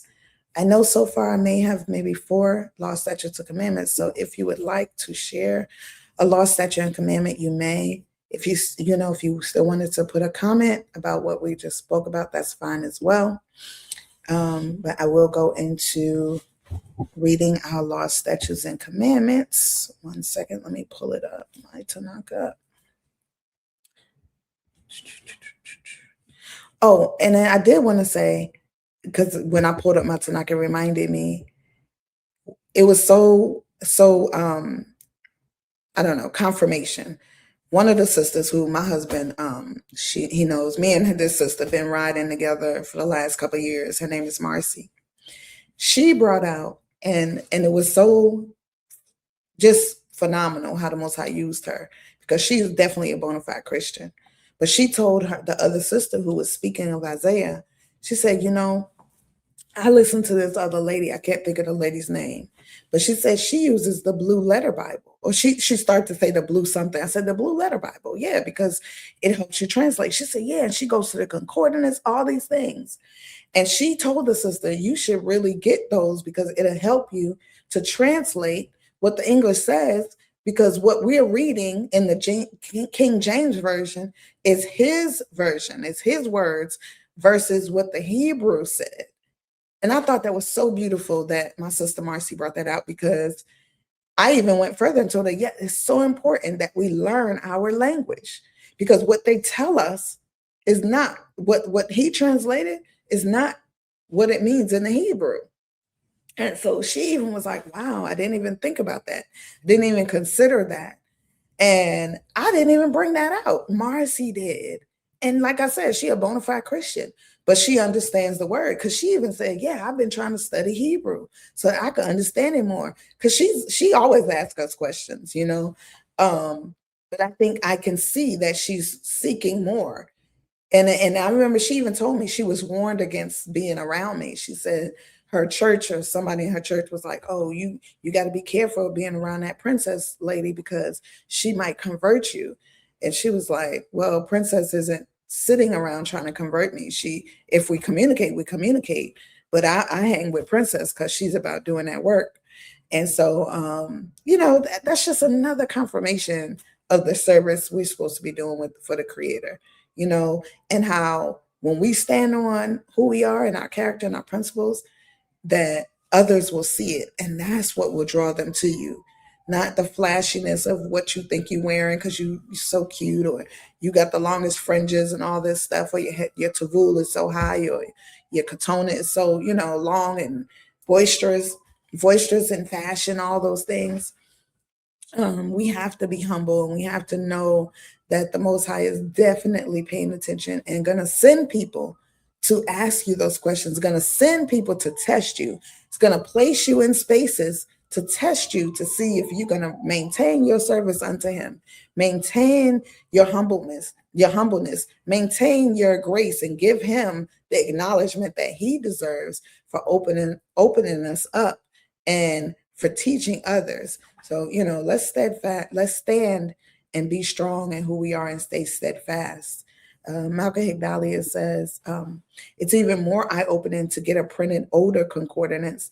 They are changing things in the digital arena, and it seems like it's to gatekeep certain info as opposed to enlightening us. Absolutely. Because these sisters even knew about the original, the Egyptian Bible, so they know.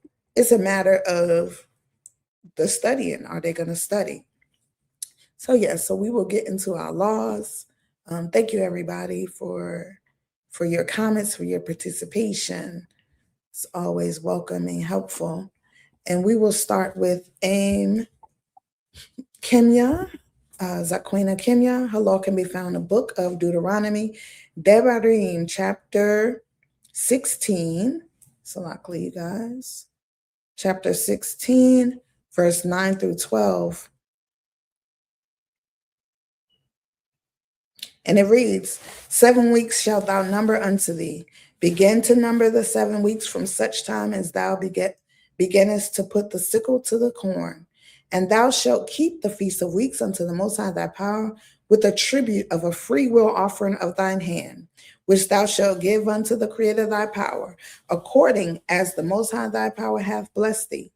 And thou shalt rejoice before the Creator thy power, thou and thy son, and thy daughter, and thy manservant, and thy maidservant, and the Levite that is within thy gates, and the stranger, and the fatherless, and the widow, that are among you in the place which the Most High thy power hath chosen to place his name therein.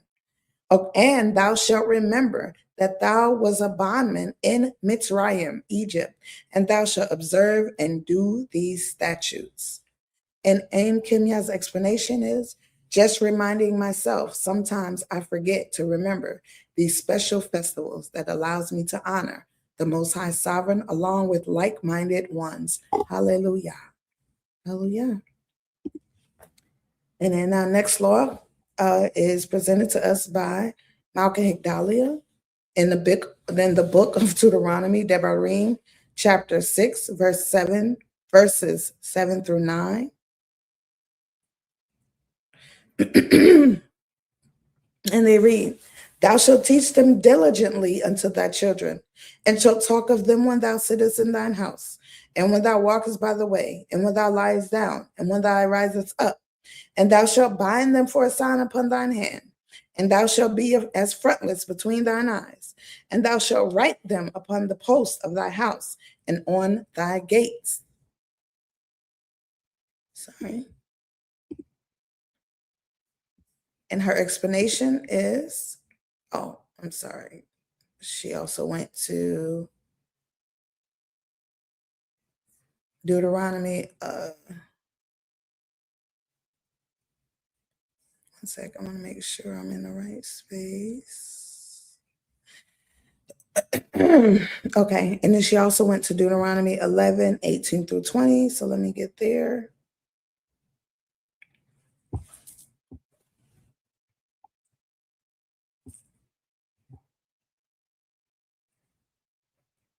All right. And it reads, Therefore shall ye lay up these words in your heart and in your soul, and bind them for a sign upon your hand, that they may be as frontlets between your eyes.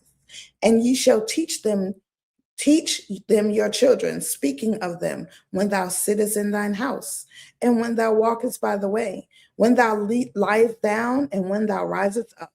And thou shalt write them upon the doorposts of thine house and upon thy gates.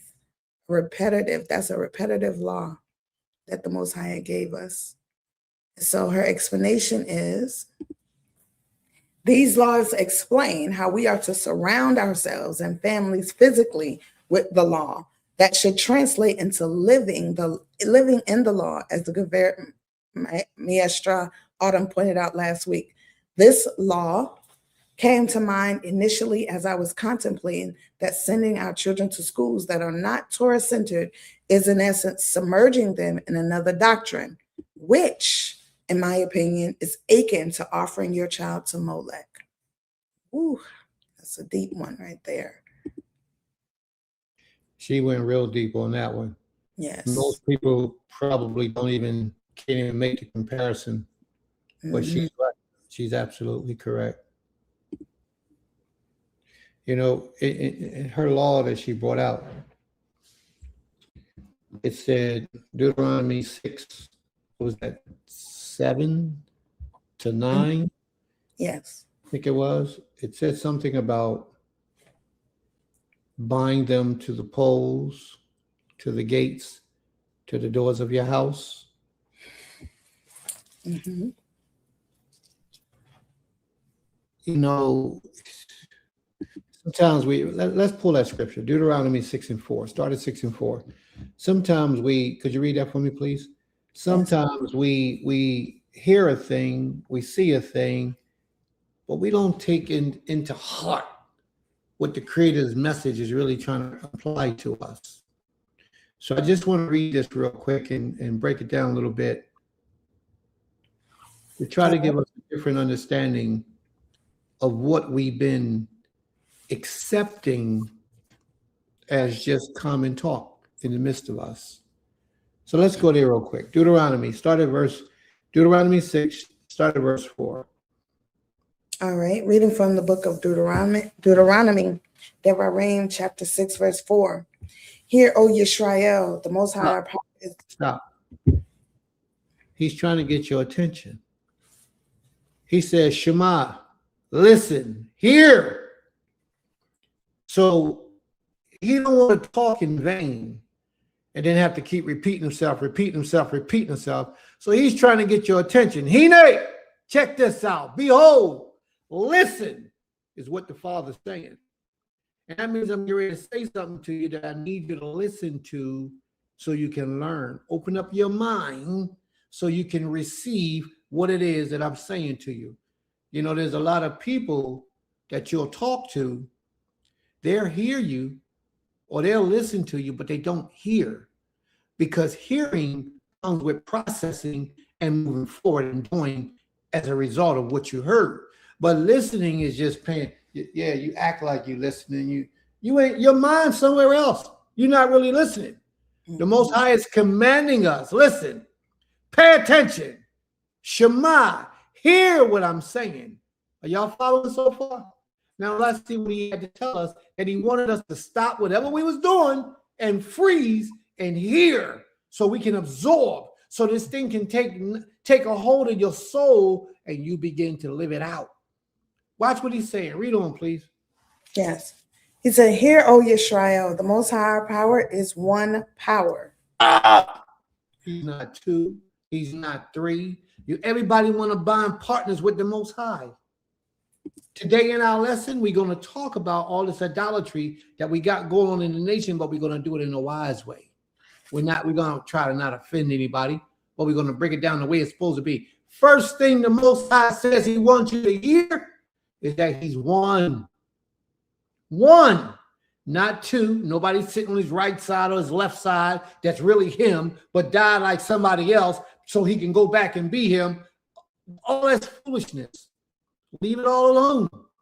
He's one. The first thing he wants you to hear is that he's one. Why do you think that's important? Because he knew how we would be the nation of Israel, the condition we will be in the future years to come. Mm-hmm. Read on. What else he say after he wants to hear that he's one? What do he say next? Verse 5.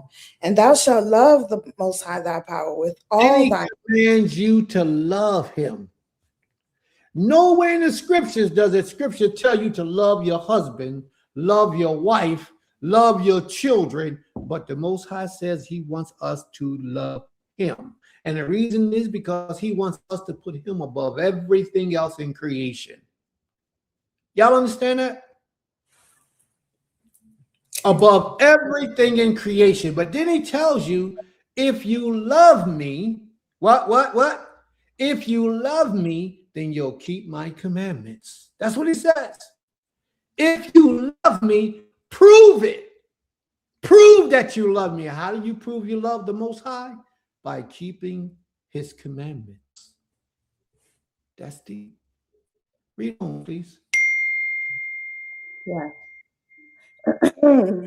He says, "Oh, my wife put something out to me. You ain't got to be ashamed.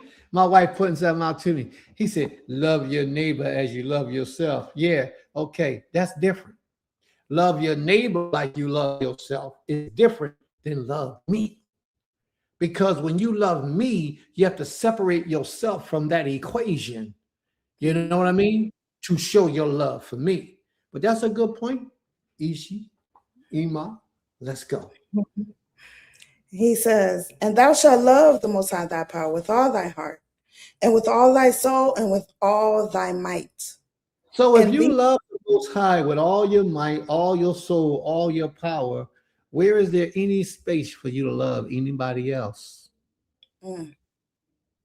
No, I mean, I'm saying this because I want to educate you to it. We as humans are capable of loving more than one thing at a time. And we can love it all equally. A lot of people say, well, Prince, if you got all these different wives, you don't even love them. How are you going to love all these women and love them all equally, as if we're not capable? The Most High just said, give us a commandment, say love him with everything that we got. So we loving him with everything that we got. How are we going to love our children? How are we going to love our Nashim or our husbands and our dogs for many of us, even our cats?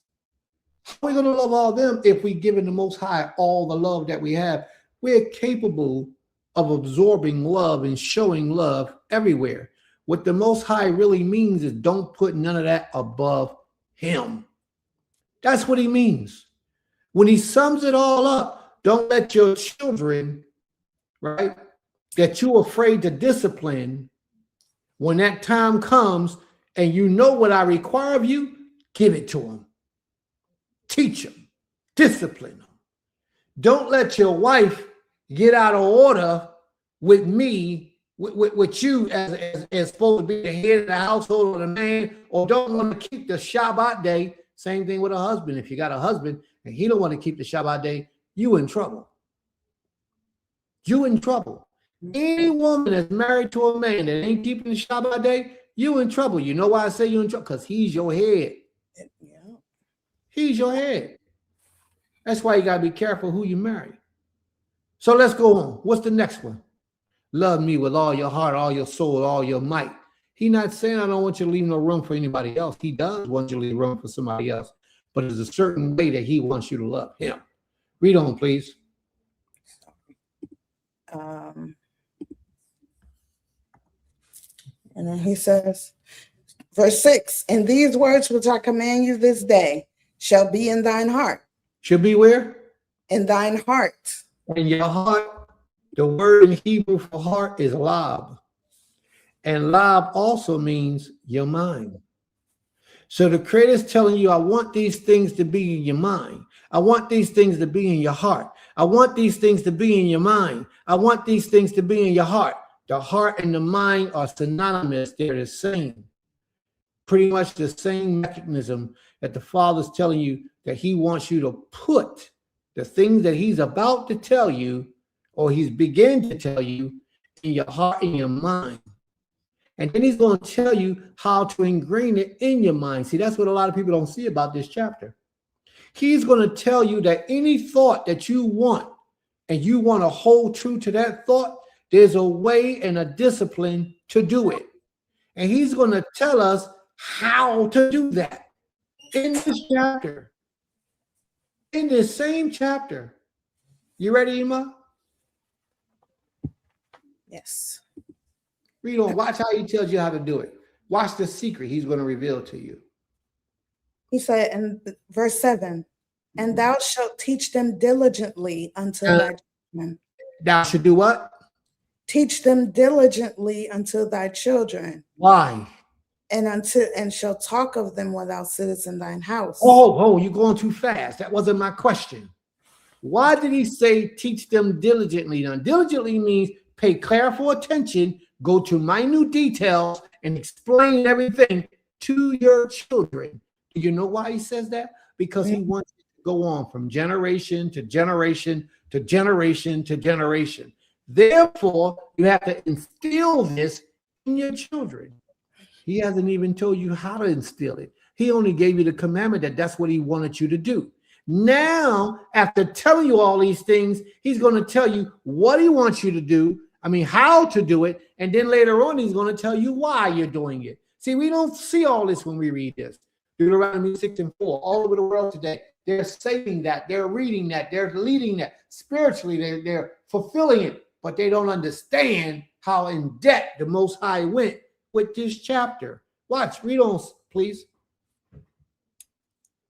And he says, and shalt talk of them when thou sittest in thine house. Now, why does he say that? Why does the Most High tell you?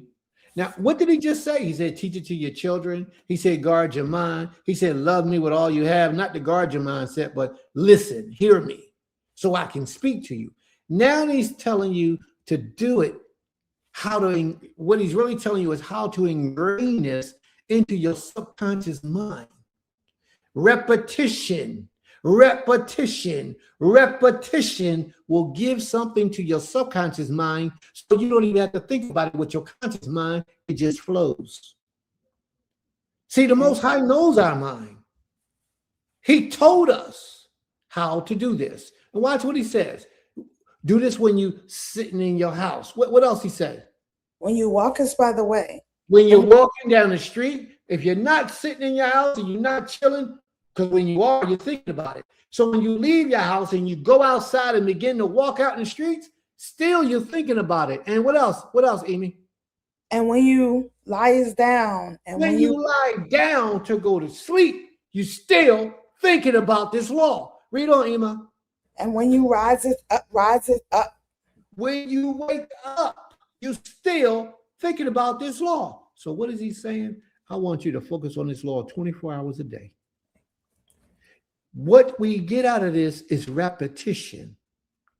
And what you get from repetition is you are subconsciously training your body to react and respond a certain way without you having to think about it. Like my wife, I heard her earlier talking about how I be saying all these thanking the Most High, all these things. This don't happen without repetition. She spoke about it through repetition. And this is a fact. This is how the Most High wants us to learn about him. Also, teach it to our children. Talk about it when you lie in your house, when you think about it, when you lie in your house, act on it when you lie in your house, when you walk in the way, when you rise up, when you go to sleep. Think about it. All these times, if you're focused on the law of the Most High, where you got space to sin? Mm-hmm. And how could you not know the law if you're focusing on the law so focused? I mean, you are really, really focused on the law because it's on your mind all day and all night. And you know what that does? You know what you're really doing that the Most High is not saying to you? What you're really doing is praying. Mm-hmm. Because prayer is a deep form of focus and meditation constantly. Prayer isn't only when you're on your floor crying out to the Almighty. Prayer continues if you know how to pray. Prayer continues when you get up off that floor, when you lie down, when you go on your way, when you wake up in the morning. That prayer continues. Prayer is when you talk and communicate with the Father. That should never cease. And he's telling us right here that it should never cease. I want you to do this all the time. And a lot of people are not wise enough to recognize and understand that they're praying when you're doing it all the time. Read on. Let's see what's next. He also says, and thou shalt bind them for a sign upon thine hand. He's telling you still further how to ingrain it into yourself through repetition. Now he wants you to bond it as a sign upon your hand.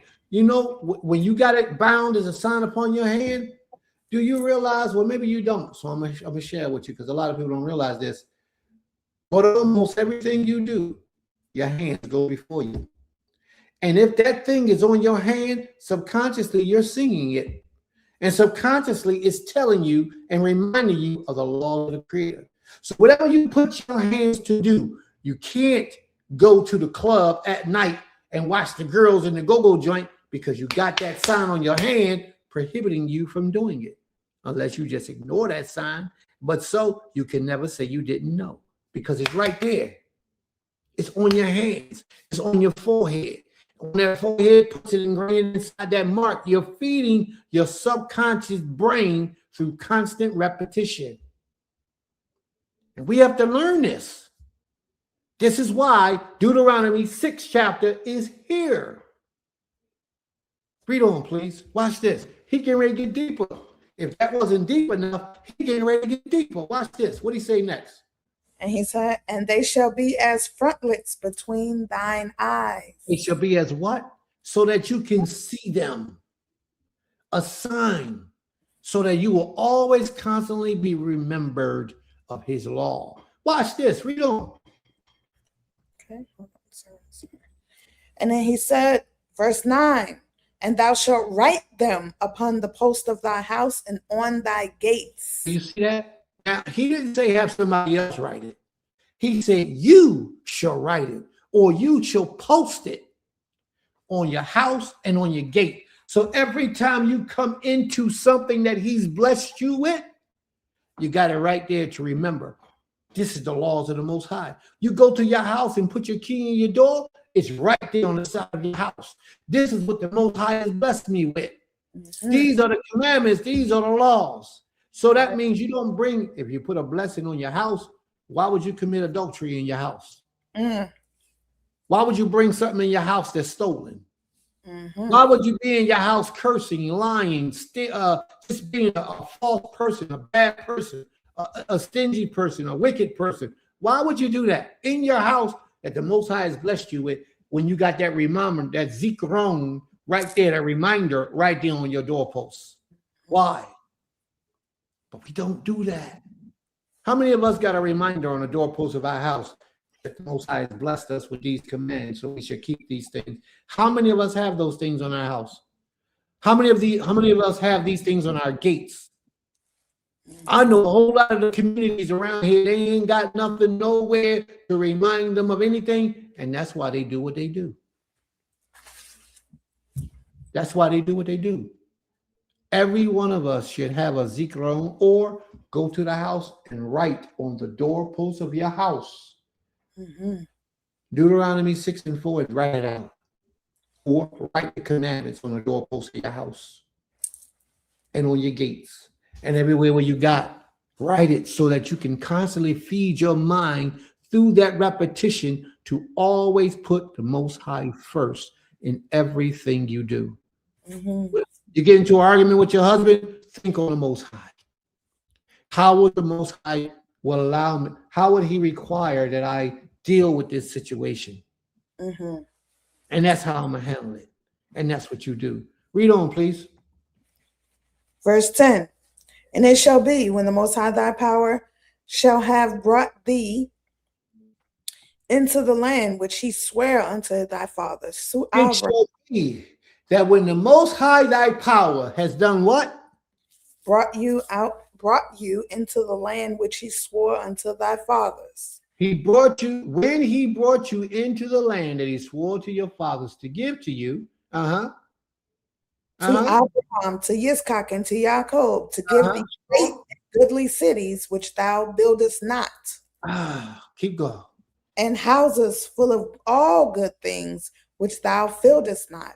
The Most High is saying in so many words, after I blessed you, gave you that nice car, gave you those nice houses you got, you living in that land, in that community, you're doing all those things through my blessings from the Most High, as the Most High saying to you, the Most High is blessing us with all these things, right? Okay. We get to eat the milk and the honey, which means the finest of all foods. You know, we get to wear the best of all clothes. You know, we got a couple dollars in our pocket. We ain't wanting for nothing. You know what I mean? The Most High says after you gotten all that and you can sit home, you ain't got to punch nobody's clock every day. No, you ain't got to wait for that. You do all this along the way. What I'm about to tell you. You don't never stop. Even if you punching somebody's clock right now, even if you ain't living on some land, but you got a place where you can call your home, a roof over your head. You might even have a piece of junk of a car, but you got a car. You follow me? And if you ain't got a car, you got a bus. Thank the Creator you able to get on the bus because you had car fare to get on the bus. You understand? Thank the Most High for everything. Because the more you thank him and show appreciation, the more he gives. That brother said, I didn't know why the Creator kept pushing me to get a driver's license. He kept just telling me, put in my spirit, get a driver's license, get a driver's license. I don't get no driver's license. I don't want to get no driver's license. What am I getting a driver's license for? I ain't got no car. As soon as he got his driver's license, his brother, Creator forbid, happened to pass away. And left him 3 cars. And he had to go get the cars and transport the cars. And he didn't have no license. He wouldn't have been able to do that. Right. The Creator knew what was getting ready to happen, but he didn't. But the Most High made it possible, and the Most High did it. He put him in position. And as soon as he got his license, he was driving back. Guess what happened? The police pulled him over. And guess what they asked for? His license. And he was black, and they were other people. And imagine if he didn't, and he driving a Bentley up the highway. What do you think would have happened? Arrested. Oh, he could have been killed. You never know. The Most High put that in his spirit to do that. Let's move on. Read on. What's next? All these things the Most High blessed you with, you always got to remember to thank him. Read on, please. Get that out. Go ahead. Verse 11 says, and houses full of all good things, which thou fillest not, and wells digged, which thou diggest not, vineyards and olive trees, which thou plantest not, when thou shalt have eaten and be full. The Most High is saying, after I bless you with all this stuff, that new house, that new car, that new bike, that car fare to get on the bus, that new wife, those not sheen women, always, as my brother said right here, gratitude. Always be gratitude. Let that be your attitude. Always be thankful to the Most High. Because guess what? Too many of us, the Most High have seen it too many times that he made it a commandment. Too many of us, after we living high off the hog, if you ain't eating hog, high off the beef, and if you ain't eating beef, high off the vegetation, high off the fruit. After we get all the things that we desire, and yet we never get everything because we still desiring more. But after you can actually sit back and look at your life and say, damn, I got it going on. I'm all right. That's when a lot of us get weak. Like that man Nebuchadnezzar, when he got the whole kingdom, he stood on the balcony of his house and he looked out. And he raised his hands toward the heaven. He said, look what all I have done. He was eating and he was full. And he gave praises to himself rather than the Most High. Now, when I drop this bomb on y'all, I know a lot of y'all going to say, well, damn, you know what? I'm guilty of that. Nebuchadnezzar got all that and didn't thank the Most High. And the Most High punished him for that. Yes, he did. So how many times, family, how many times have you done this? Get your family together or by yourself. Y'all sit down to the table and y'all eat. Now, we all thank the Most High. Well, usually, not everybody, but how many times you forgot to thank the Most High before you ate? Mm-hmm. Yeah. A lot of us, we forget. Yeah. But let me tell you something that's even worse. After you have eaten and become full, how many of you thank the Most High then? Mm-hmm.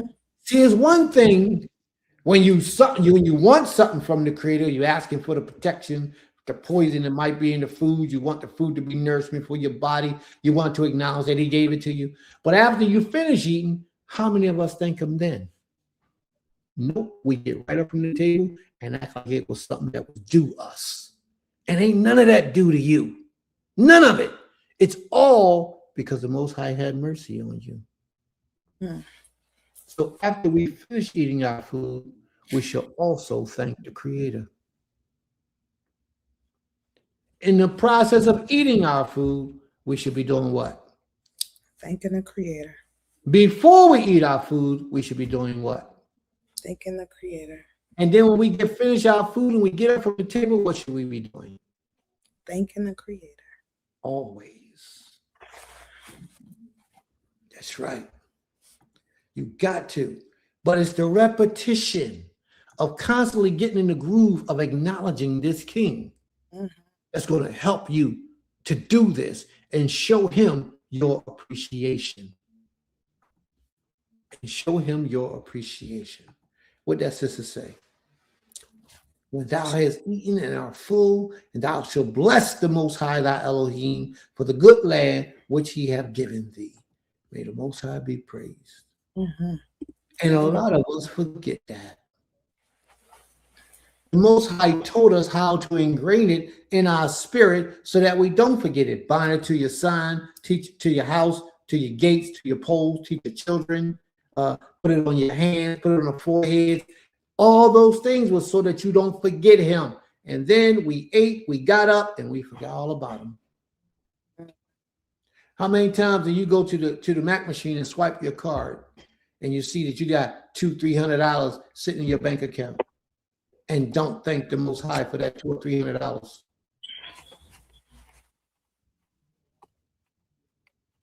Because it wasn't guaranteed. None of that was promised. We get relaxed in life so often in life that we forget to thank the Creator who gave us life. So many of us get up every morning and not once in that whole year Can we get up and just open up with a prayer and say thank you, Abi? Kikoyo Otanu, Abi, for all you do for us. Toda Rabah. How often do you do that to the Most High?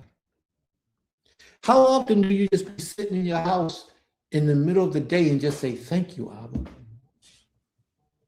How often does that happen?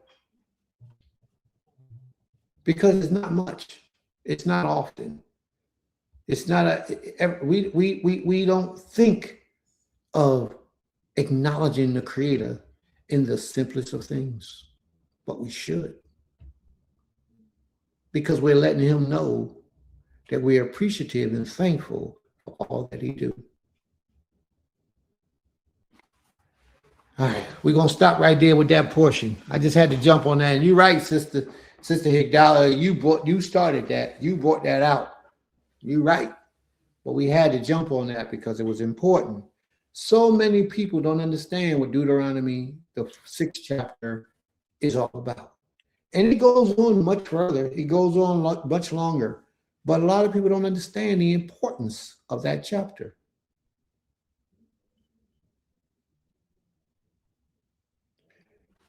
All right, Ima, you ready?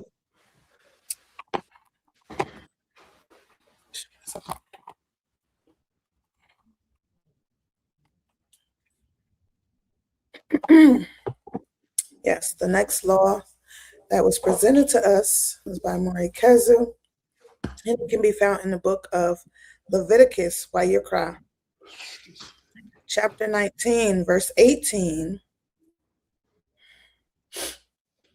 And it reads, "Thou shalt not avenge nor bear any grudge against the children of thy people, but thou shalt love thy neighbor as thyself. I am the Most High." Now, all I'm saying is treat him like you would want to be treated. Mm-hmm. That's it. Read on, please. And Mori Kezu reads, "My understanding, let it go. If you are harboring feelings that could be a detriment to yourself, don't. Hate is strong and could break you down just as easily as it would the hated. You must be able to let things go and allow the Most High to do his desire. Fairness and justice is the Most High, and vengeance is also his. So if you feel someone has wronged you, just give it to Salika. I'm looking for it. Just give it to the Creator and watch what happens. But don't hold on to that energy because it will damage the Yah in you." Wise words. Wise words.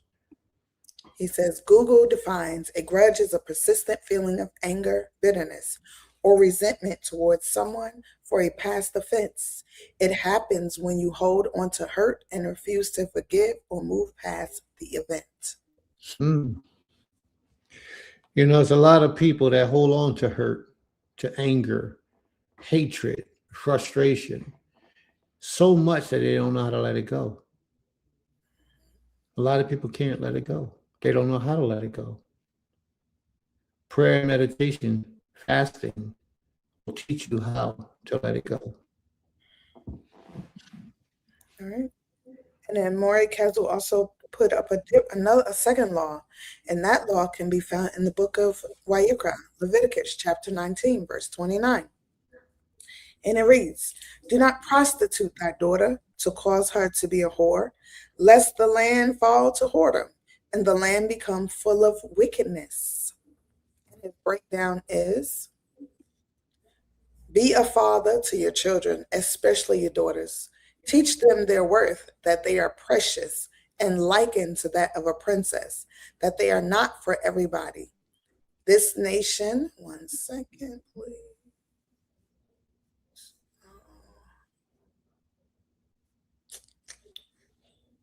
I don't know what the rest of it is. Sorry. Let me see if it's on here.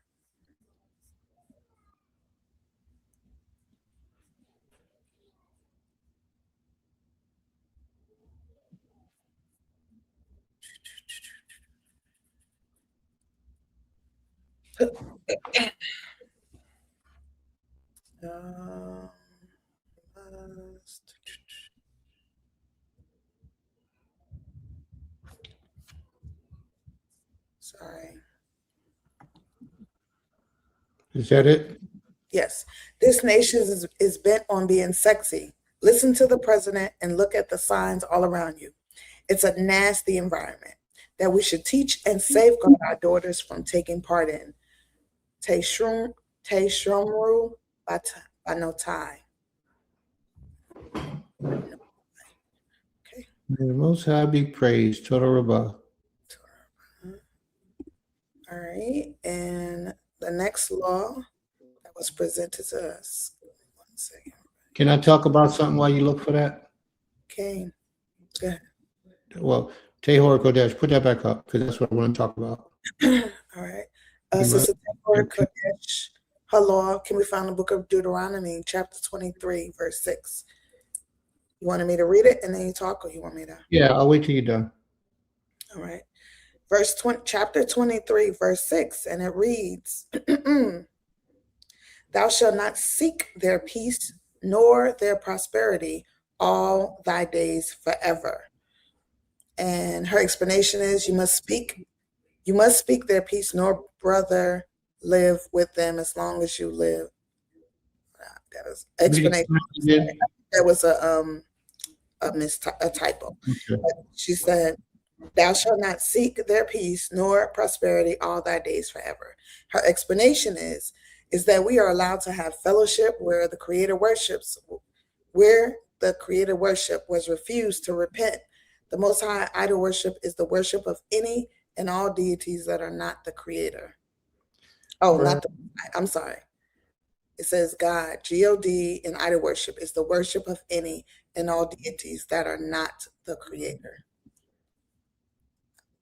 All right, let me read this again. Is that where explanation is that we are allowed to have fellowship?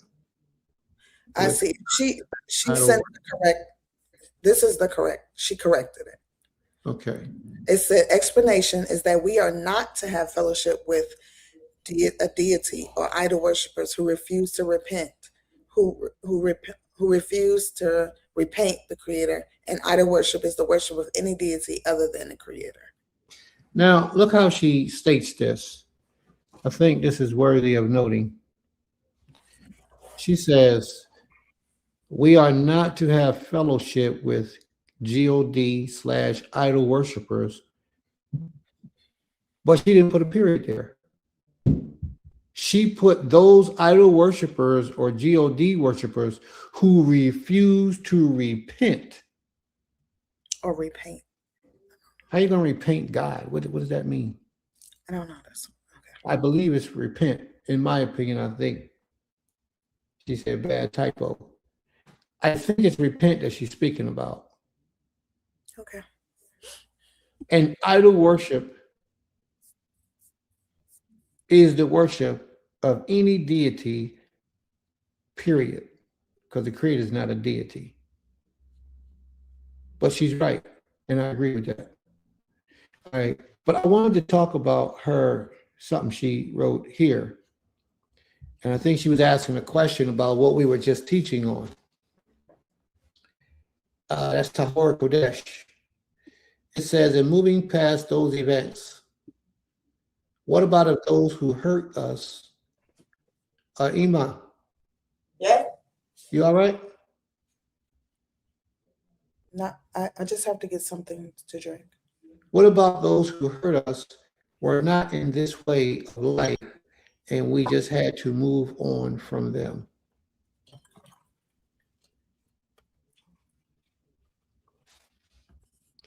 Well, I think more conversation would need to be had in order to bring forth an understanding. In this conversation, we were speaking about not holding on to grudges and hating people in your heart and all those types of things. And that was my brother's commandment that he put up. And she put this post up at that time. This Tahor Kodesh, are you still present? Is it any elaboration? If I gave you the mic, would you come on the screen and speak a little bit and try to elaborate what you're speaking of? I gave you the mic. If you would like to come on, you don't have to come on a picture if you don't want to, but I think, yes, okay, I just sent it to you.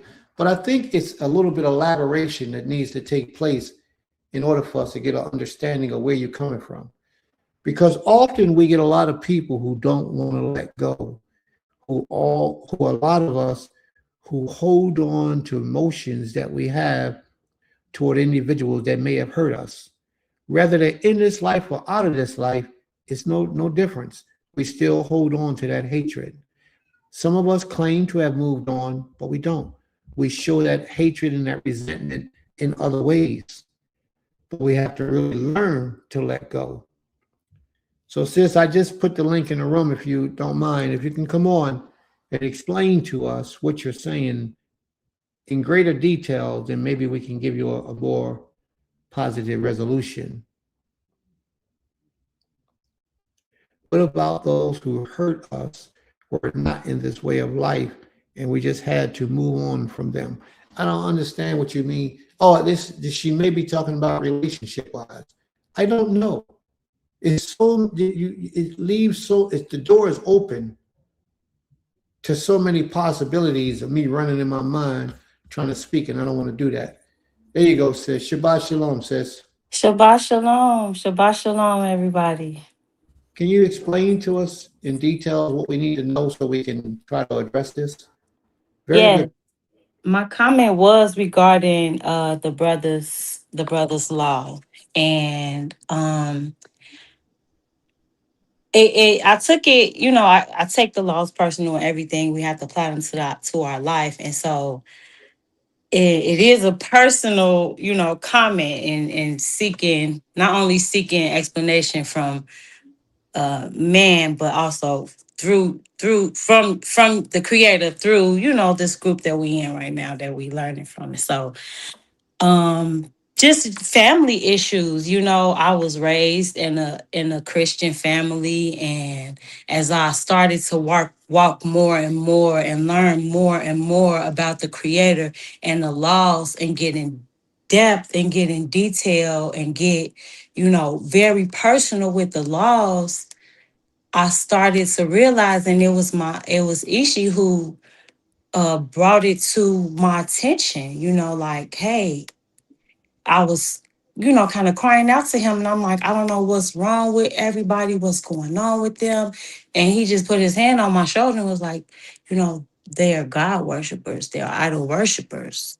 And so when he said that, it just brought the sun out in my spirit, and it kind of forced me to remove myself, away from my family that I grew up loving, sleeping in the same bed with, some, in childhood, everything that cousins do growing up, and sisters and brothers and all of that. And I just haven't spoken to any of them. Well, yeah, and some of them very, very briefly though. And they are taking it very, very harshly, as if I'm just, removing myself from family. But, I had to explain to them that, we don't have the same walk, nor do we share the same beliefs, nor do we even share any common things in spirit, right? So, like Princess was saying earlier, with what she experienced with the sister she went to lunch with, um that common comprehension of what is real and how to treat people, you know it it surpasses sometimes that I even see our everybody's own spiritual beliefs, because there are some people who believe in JC, who are Muslim. Um they can still have a certain level spiritually that even surpasses their religion. Let me say that surpasses their religion, to know what's right and wrong. And so what my comment was, it was just talking about how we have to move past the hurt and pain. And sometimes like a apology would suffice, but you have to remove, well, me personally, I had to remove myself away from that completely because it was very familiar to me. My family is very familiar. And as we know, some of the laws that say, stay away from that, stay away from idol worship and God worship, because you'll end up being a part of it again. Sis, is your husband around? No, he isn't. He is out of town right now. And I Uh, don't even know if he's on the live. The last time I talked to him, he said he was just going to get him some rest. He was going to take some rest. Could you text him quickly? Can you reach him by text? I can text him. I can text him, but I don't know if I move this screen, if it's going to disconnect me or what. What I want you But to do, let me ask my daughter really quick. okay, Let me this ask Lola. can you hear me? Yes, I can. Slika. I need you to ask him for permission for me to speak to you. Okay, Slika. Give me 1 second. Let me All right. get.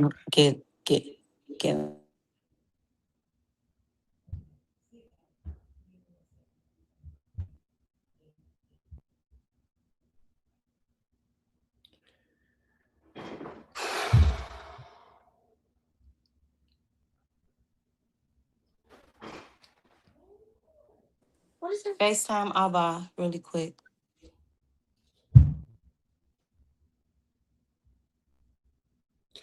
I think your message is very important for a lot of people to hear.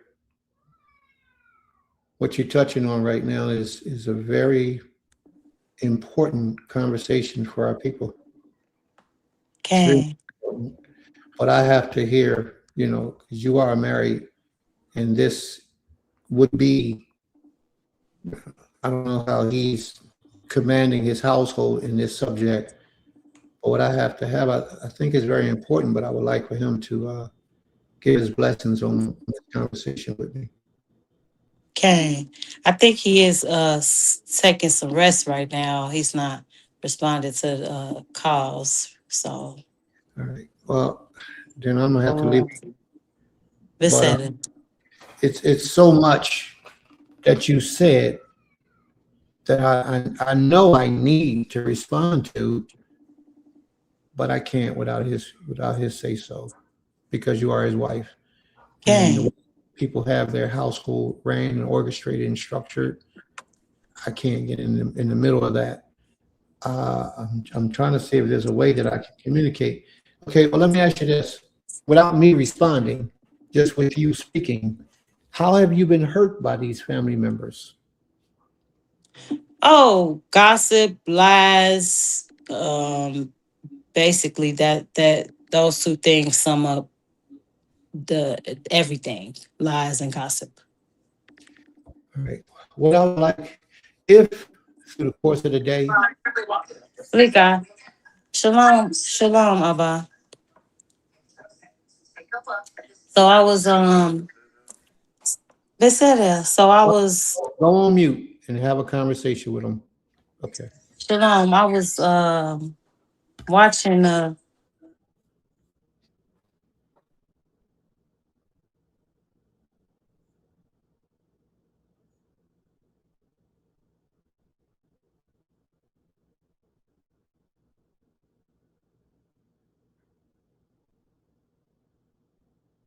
I think what she's speaking of is a very, very powerful situation that's prevalent in the lives of a lot of us.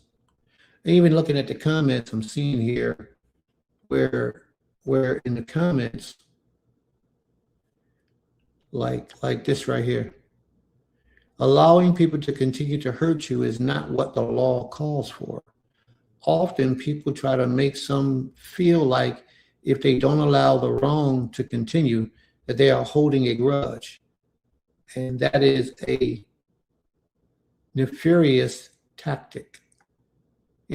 Sometimes you gotta love some family from a distance. Okay, it's so much being said here, so much going on. And without us really knowing what she explained her situation, but in a lot of other people's lives, to really draw a conclusion on this. And it's just certain things that people do that you never forget what they've done, but you let it go. You move on. You got to, like she said, you let it go and you got to go do what you got to do. But there's some other issues that's underlining that's taking place. And if she gets permission from her husband that I can speak to her, then I'll speak to her situation directly, if I'm allowed.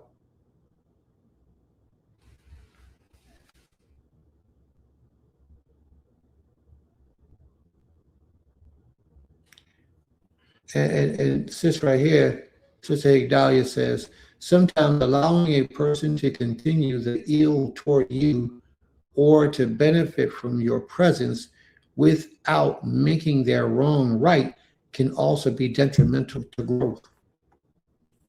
I hear all these things, and these some powerful statements, some powerful statements. But I would like the opportunity to address these situations, and I think you all will see where I'm coming from.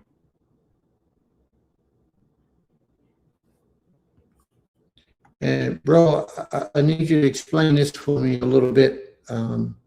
Not seeing the Most High is a calamity within itself. If Kezu, Brother Kezu, if you can explain that a little bit for me, not seeing the Most High is a calamity in itself. I think I have an idea of what you're trying to say, but I don't want to make my words your words. So, bro, if you can explain that to us a little bit, either come on the platform and explain it, or just hold it to yourself in your spirit and type, or whatever you want to do. But I would love for you to explain that a little bit for us. I think I know where you're trying to go with it, but I don't want to add to it.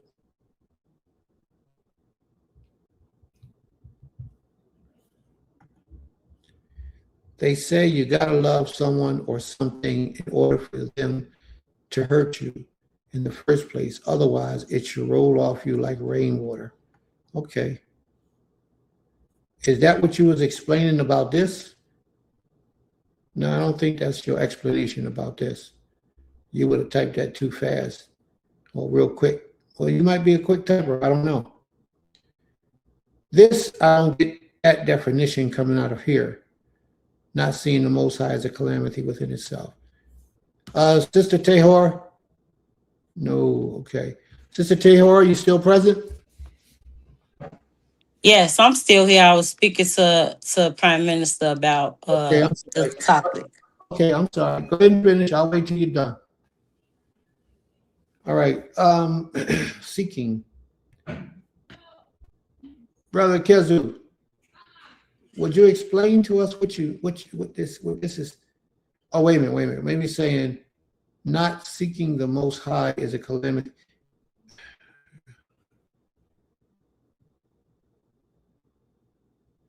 I don't know. See, I know what I think he's trying to say. So because he's not saying, I guess I'll just say what I think he's trying to say. And if I'm wrong, he could correct me.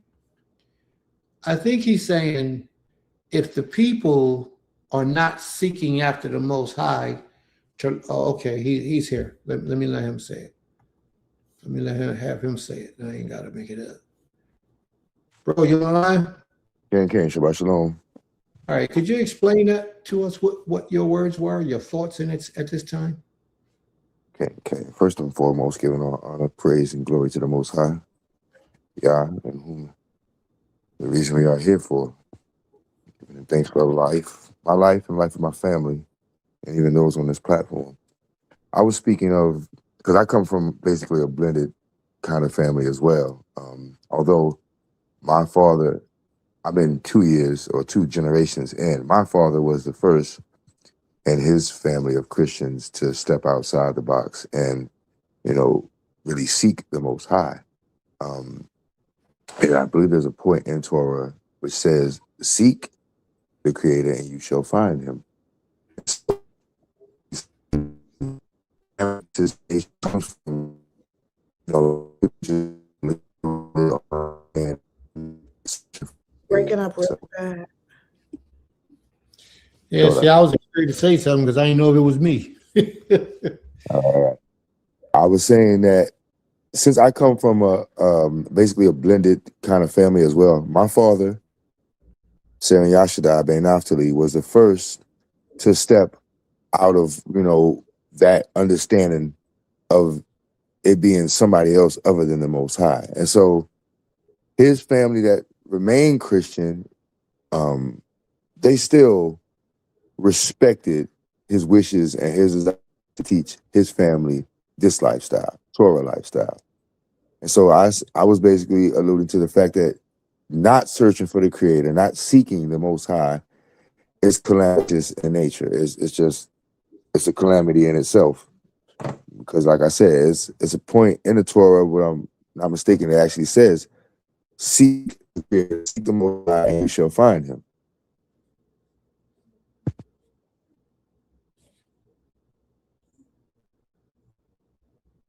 Basically what I was referring to.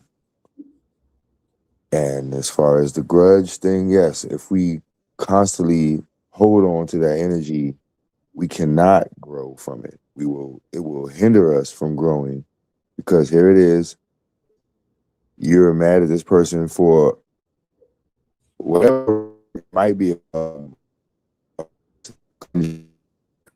man, or I said, and we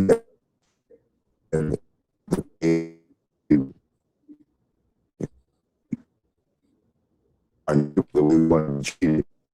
Looking at your neighbor, you got a sneer or you know what I'm saying, like feelings. You gotta do to you. Hey, you gotta move around a little bit, man. You gotta move around a little bit. Your phone toe up. Well, I'm limited in my movements right now because I'm in a blended household right now. Is that better? Can you? Yeah, right now it is. But can you get closer to the Wi-Fi? I just had to step outside. Just step outside. I'm told.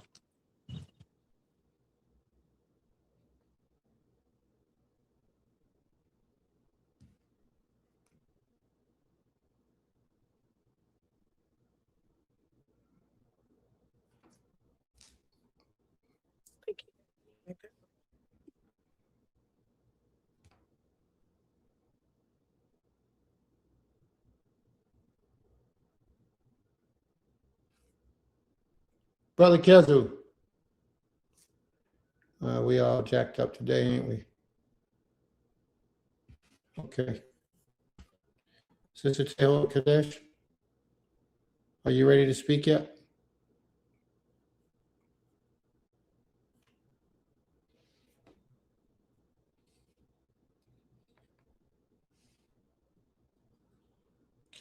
I think I got a gist of what the brother's trying to say. He cleaned it up very well, in my opinion.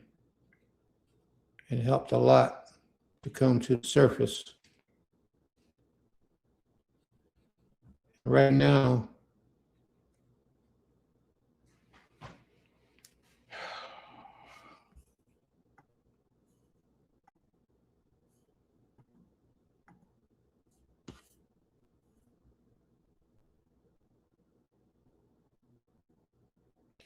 so it knocked him completely out.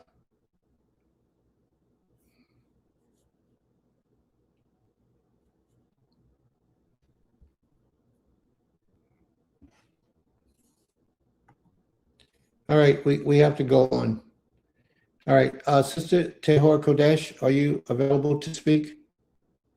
So I'm gonna have to decline. I'm gonna have to get off the audio right now. We go, Very well. if you have to speak about it, not personally to, speak about it to everyone, but Shabbat Shalom, everybody.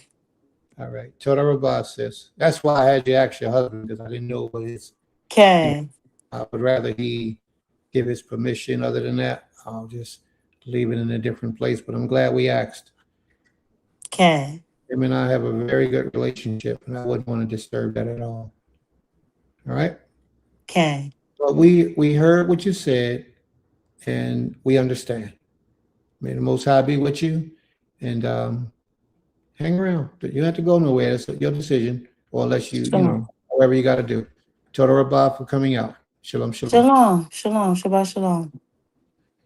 So now, what my sister is saying is a very good topic, a very important situation. What it brings about is that sometimes you can have family members who don't understand your transition in life. You know, how you can worship the Most High and change from what you used to be, and they have a hard time receiving you for who you are now. And what happens is a lot of people, when they have a hard time receiving you for who you are, they try to always hold you to be that same person that you used to be. And that ain't the case no more. You know, you done elevated, you done grown, you done grew, you became somebody else. So when they see this new person in you, they ridicule you, they make fun of you, they snicker and snare because they knew you from way back. But now you're not that way back person anymore. You're a new creature, a new being, standing strong on the principles of Torah and truth. You know, you're not about that foolishness no more. And a lot of times that can make, when you constantly agitated by people, the best place to find peace that a lot of people do is we just stay away from those people. And I understand that. We just stay away from those individuals because this is what it's a problem for me. Every time I come around you or you see me, every time we interact, you got something nasty or smart to say about me. And I understand that. And because you're not that type of person, you're not a violent person, you're not a bad person, you know, you don't get into all the negativity. You just rather be quiet and peaceful and just stay away because it's easier to do that. So Prince understands fully. Prince understands, you know. But we're gonna move on. Imai still present?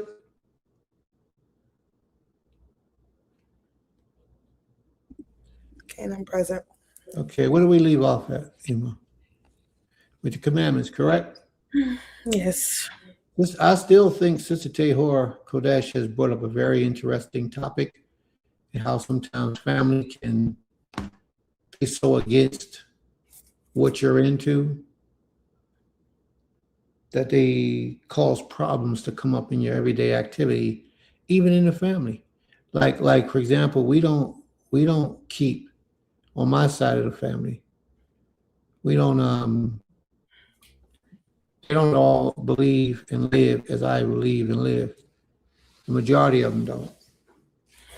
So, you know, I miss out on a lot of the events, family reunions, birthday parties, whatever they're doing, you know, whatever they're doing. Not to say birthdays is good or bad. I'm just saying whatever they're doing. Like example, my daughter just had a prom the other day, and I wasn't able to go. I don't see proms as one of those things, you know, that I have to be there. Now she's having a graduation, I got to be there because I've been instructed that graduations is about, what you say it's about, you know, see their accomplishments and what? Supporting them like they did. That's a whole life that they just did. Yeah, supporting their accomplishments. Mm-hmm. You know, showing that you're willing to be a part of their lives on that level. So, you know, we learn. All right, so let's go on, Iman. You ready? Yes. All right. Total Rabah. All right, moving to the next law, which is presented by my sister wife, and it is in the book of Vayikra, Leviticus, chapter 7, verse 1 through 7, and it reads, "Likewise, this is the law of the trespass offering. It is most holy.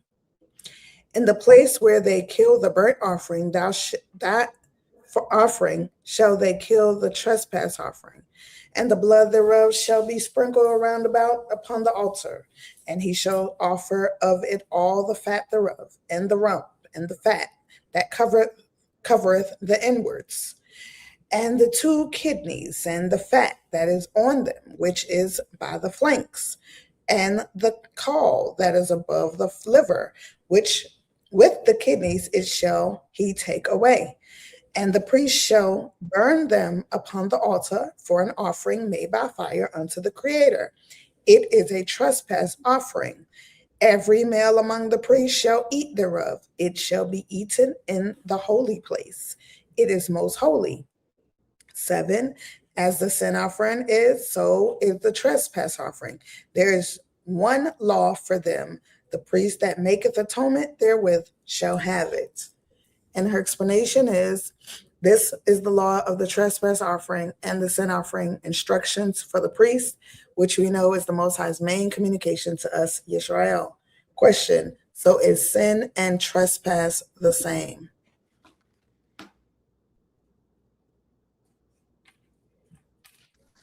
Well, yeah, there's a trespass is a sin, but a sin don't have to necessarily be a trespass. Trespass is an intentional violation of doing wrong. Sometimes a sin, you don't know that you're sinning. Okay. So a trespass is a sin, but a sin is not necessarily a trespass. But yet they're both violations against the Most High.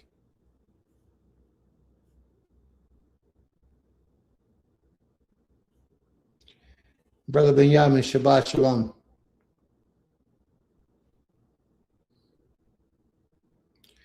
Ima, you all right? Yes, 1 second, Abba.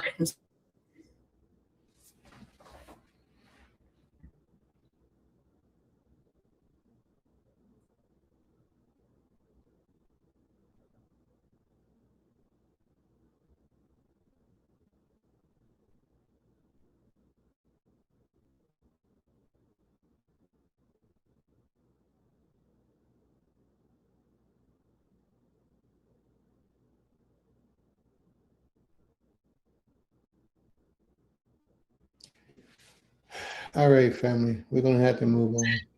Okay, my apologies. All right, you ready? The next law that we're moving forward is with my sister wife. It can be found in the book of Leviticus, Wayikra, chapter 7, verse 1 through 7. I'm sorry, you answered that question. My apologies. I'm supposed to be in Keter. Exodus, and I went to it, so sorry.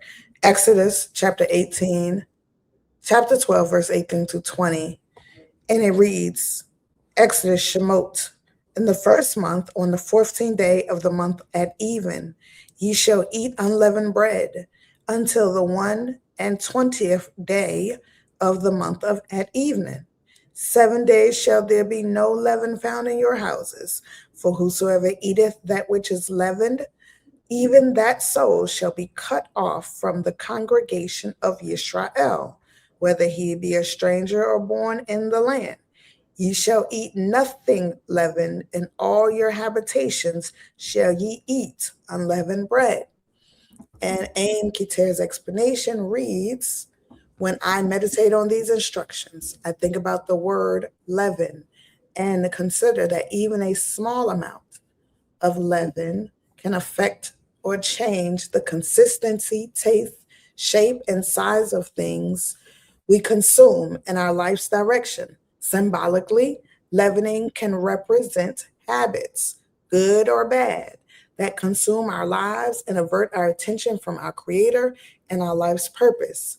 Consuming the unleavened meals of bread, physically and spiritually, with the bitter herbs for 7 days reduces distractions, cleanses you, and brings our focus back to requirements of our Creator and His purpose for our lives. May the Most High be praised. I think we're going to have to get Aim Keter up here to do a lesson, because Aim Keter be like hitting some powerful stuff, don't you?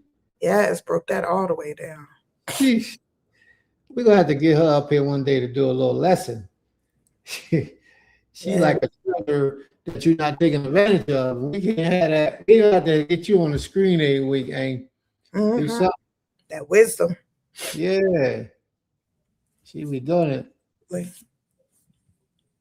all right. The last law that I see posted is given to us by Aim Sukhari, and it can be found in the book of Leviticus, Wayikra, chapter 25, verse 18, and it reads, "Wherefore ye shall do my statutes and keep my judgments and do them, and ye shall dwell in the land in safety." And her explanation is, wherefore you shall, she said, obey and follow the laws and remain safe. All praises. Toda Rabbah. Toda Rabbah. All right. Thank you, Ter. Sister Laurel. Twins made in heaven. Read on, please. That was it. I read Aim Sukhari's law. That was the last one. Yeah, I know. I'm talking about the sisters made in heaven. Go ahead. Oh. That was the last one. I thought it was one after that. I thought we had one after that. No, it's not. Well, I know Sister Higdalia had put up one, but it was something that we, the subject that we was on. Yeah. She was just adding to that particular. Very good. Very good. But I read them all. All right. May the Most High be praised. Do we have any questions or comments? Mm-mm. Did you have anything you wanted to say, Emma? No. All right. Sister Anita, you present?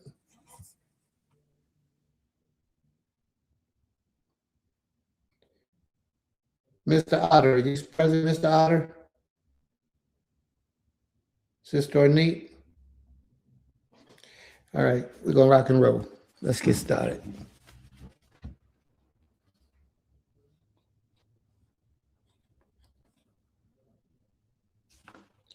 All right.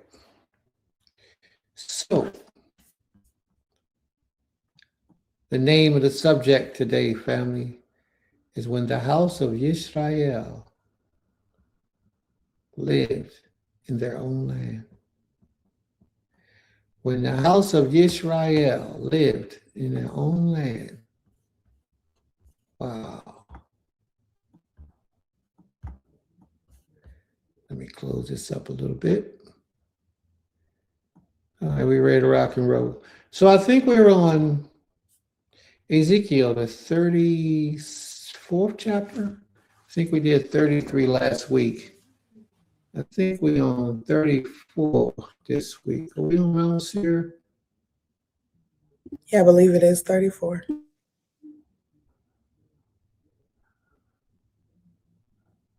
No, we actually did 34. Oh. See, that's what happened when Prince do so much reading. But what I wanted to start on is 34 and 25 is where we're going to start. All right, we're going to start in 34 and 25. Just to give us a recap of where we left off at last week and bring us into this week's reading. We got a lot to discuss this week. We got a lot of reading to discuss, and we're going to get it done. Y'all ready? Y'all ready? Okay. Why do I always go through this every week?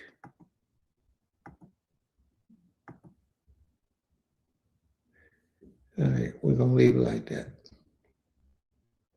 We'll get to it sooner or later. I need to make the print a little larger for you, right? So you can see it on the screen. There we go.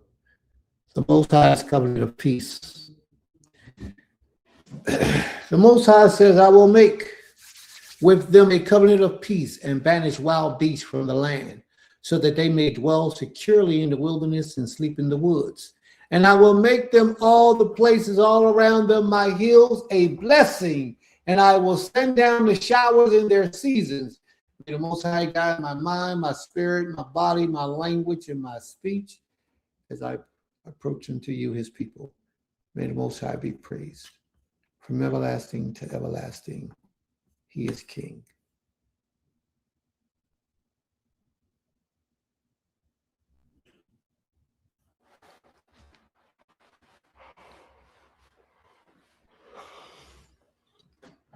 And the trees of the field shall yield their fruit, and the earth shall yield its increase, and they shall be secure in their land. And they shall know that I am the Most High when I break the bars of their yoke and deliver them from the hands of those who enslaved them. They shall no more be a prey to the nations, nor shall the beasts of the land devour them. They shall dwell securely, and none shall make them afraid. And I will provide for them renowned plantations, so that they shall no more be consumed with hunger in the land, and no longer suffer the reproach of the nations. And they shall know that I am the Most High, their Elohim. I am the Most High, Ha Elohim, with them, and that they, the house of Yisrael, are my people, declares Adonai Ha Elohim. And you are my sheep, human sheep of my pasture, and I am your power, declares Yohewah Ha Elohim. Now it says prophesy against seer. Now, you see that seer is highlighted, right? Now, seer was a very important part. Mount Seir. Mount Seir was once, I think, created by a man named Seir who was a Horite. He was a Horite, and his people went to war with the Edomites and lost possession of the land. The Edomites killed off, it was a great slaughter, killed a lot of them, Edom. And they became known to possess Mount Seir, or Mount Seir became known as a possession of Edom. So majority of the time in the scriptures, when you hear about Mount Seir, rest assured you're talking about the Edomites, the true Edomites, okay? The brothers of us. Ezekiel chapter 35, verse 1. Are y'all ready?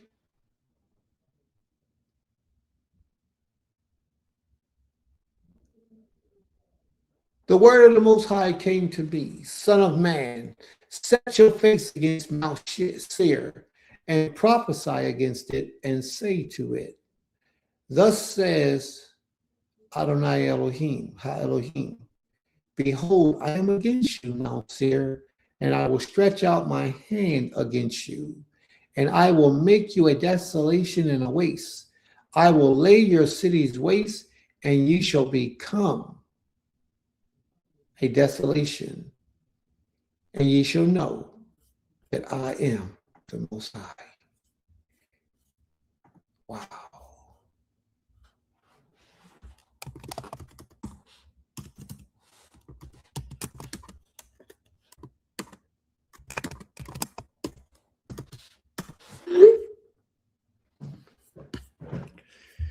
As if we could ever forget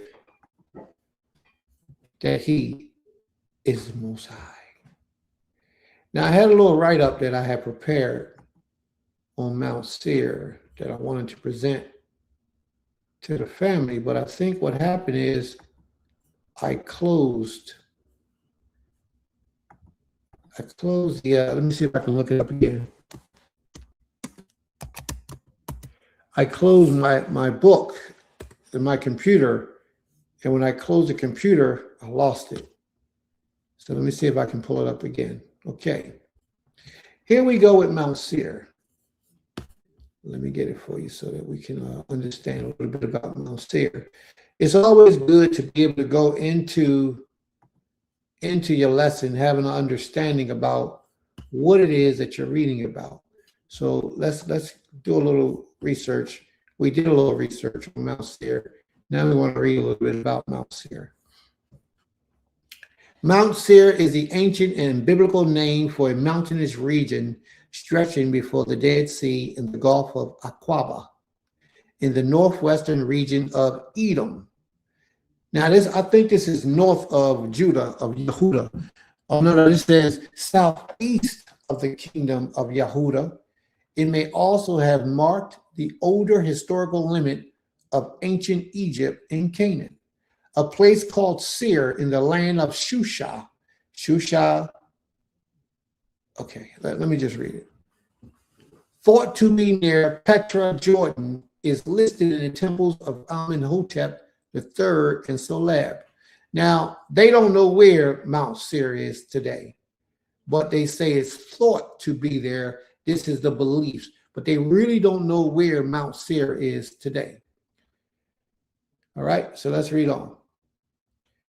The Hebrew Bible mentions two distinct groups or geographical areas named Seir. See, there were two in the ancient days. A land of Seir and Mount Seir in the south, bordered by Araba in the west, and another Mount Seir, which is further north on the north boundary of Judah. See, I wasn't wrong. There are two different ones. The ones we talking about is on the north boundary of Yehuda, mentioned in the book of Yahashua, chapter 15, verse 10. Anybody interested in finding out about Mount Seir? You can go there.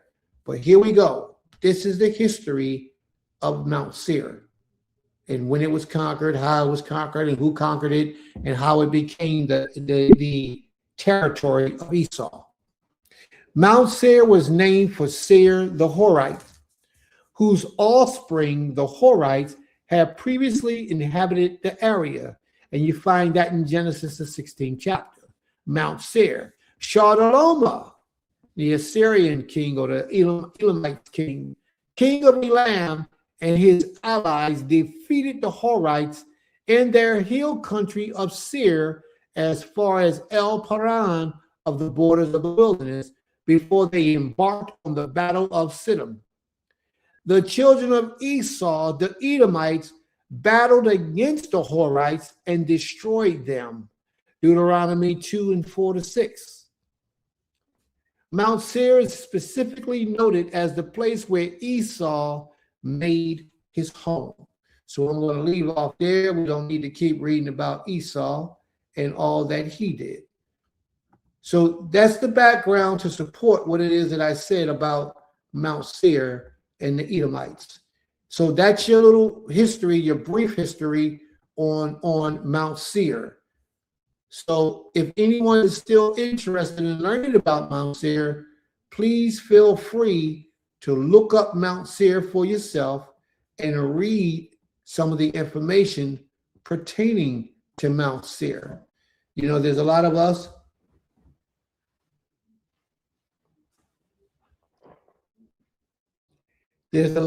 who, Brother Kezu, we'll get to your law, creator willing, before we close out.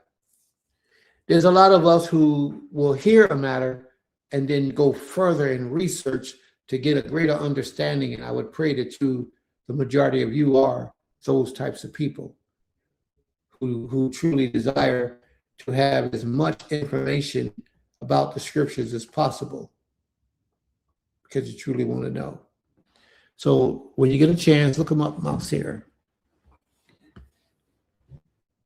Okay.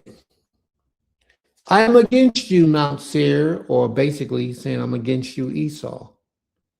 And I will stretch out my hand against you, and I will make you a desolation and a waste.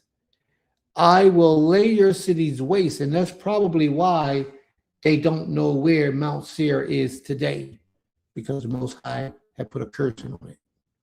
Because you cherish, now I want you to watch this, family. You know, the name of the lesson is when the house of Israel lived in their own land. Sometimes living in that land was good for us, sometimes it was bad for us, all depend on how we honor and reverence the Creator.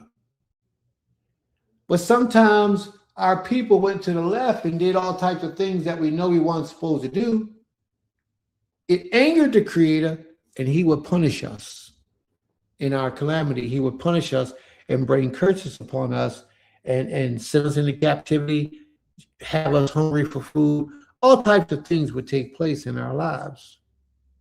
Well, a lot of the surrounding nations saw this, and Esau was one of those nations because they was real close to us. Esau was one of those nations who saw the calamity of our people because we wasn't doing what was right in the sight of the Creator. When Esau saw that, they took advantage of us.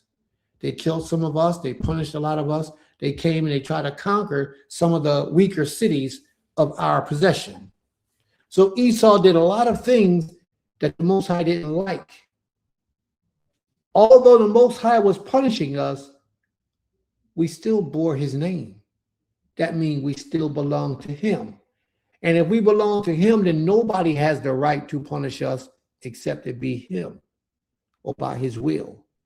Well, Esau a lot of times acted outside, most of the time, if not all the time, acted outside of the will of the Most High. A lot of us today that don't do right before the Most High might be questioning why the Creator allows certain things to take place in our lives. Everything that he allows to take place in your life is for your benefit, to improve you, to help you to get closer to him, and help in your return to him. So it's all about the lens that you use when you see your problems in life. When things are happening and going on in your life and they don't seem to be favorable to you, it's how you look at it that usually determines whether it's favorable to you or not. Well, Esau came up against us, was supposed to turn us back to the Most High, but Esau overdid it. Let's read on. Verse 4. I will lay your cities waste, and you shall become a desolation, and ye shall know that I am Yahweh, because you cherish perpetual enmity and gave over the people of Israel to the power of the sword at the time of their calamity, at the time of their final punishment. When the Creator was punishing us, they hurt us, they harmed us, they killed us, they tried to enslave us, they was very abusive to us, and they gave us over to other people in slavery. Therefore, as I live, declares Adonai Elohim, I will prepare you for the blood, and blood shall pursue you, because you did not hate bloodshed, therefore blood shall pursue you. Who did they not hate bloodshed with? They didn't hesitate to kill us, some of our people. And because they killed us that particular time, the Most High is going to allow bloodshed to be in his house for a long time. And if I'm right in my assertion that I believe that I am, that Esau is the Arabians, the Esau have taken hold of Islam. If I'm right, which I believe I am, then you will be able to see how every man's hand is against the Arabians or the Islamic people, and the Islamic hand is against every nation. Everywhere where you go in the world today, where they have Islamic groups and Islamic communities, they are at war with all the people around them. The Islamic nations, and I don't know how our people are Muslims today, but a lot of us are. Way back in the ancient days, the Islamic people would steal our people, our children, rape our women, castrate our men, kill a lot of our men, and take a whole bunch of our young people into captivity. The Islamic people did that, the Muslim nations, and they're still doing it in a lot of Muslim countries today. They have extreme racism in the Islamic countries today toward black people. You know, one of the prophets, the one that they call the Prophet Muhammad, he had a servant named Bilal. and they called Bilal the black boy because he was black. Even back then, they were racist.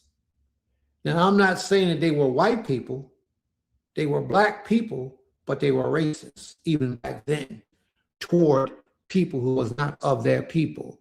A lot of times, you got to remember, a lot of the times the nations got lighter and lighter and lighter. And if you look at the average Muslim today over in Mecca, Medina, in Persia, all those Muslim countries today, Persia wasn't always Muslim, but the majority of Persia today, from what I understand, a lot of Muslims live in Persia today, a lot of Muslims, and that came from back in the day. But a lot of those nations are fair-skinned. They're still black men for the most part, but they're fair-skinned black men with stringy hair. They're not as we are. We retain our natural essence. They retained their natural essence, but it was a long time in the making. The Turkish tribes were mixed with the German tribes, and a lot of those people over there began to conquer those nations and took them over. Turkish Empire, they Islamic, and they conquered a lot of nations. Mansa Musa, he wasn't Turkish. I'm not saying Mansa Musa was Turkish, but Mansa Musa and a whole lot of Muhammad the Conqueror, a lot of those people went and invaded a lot of different nations and mingled with the people and brought about what you have today, fair-skinned and stringy hair people.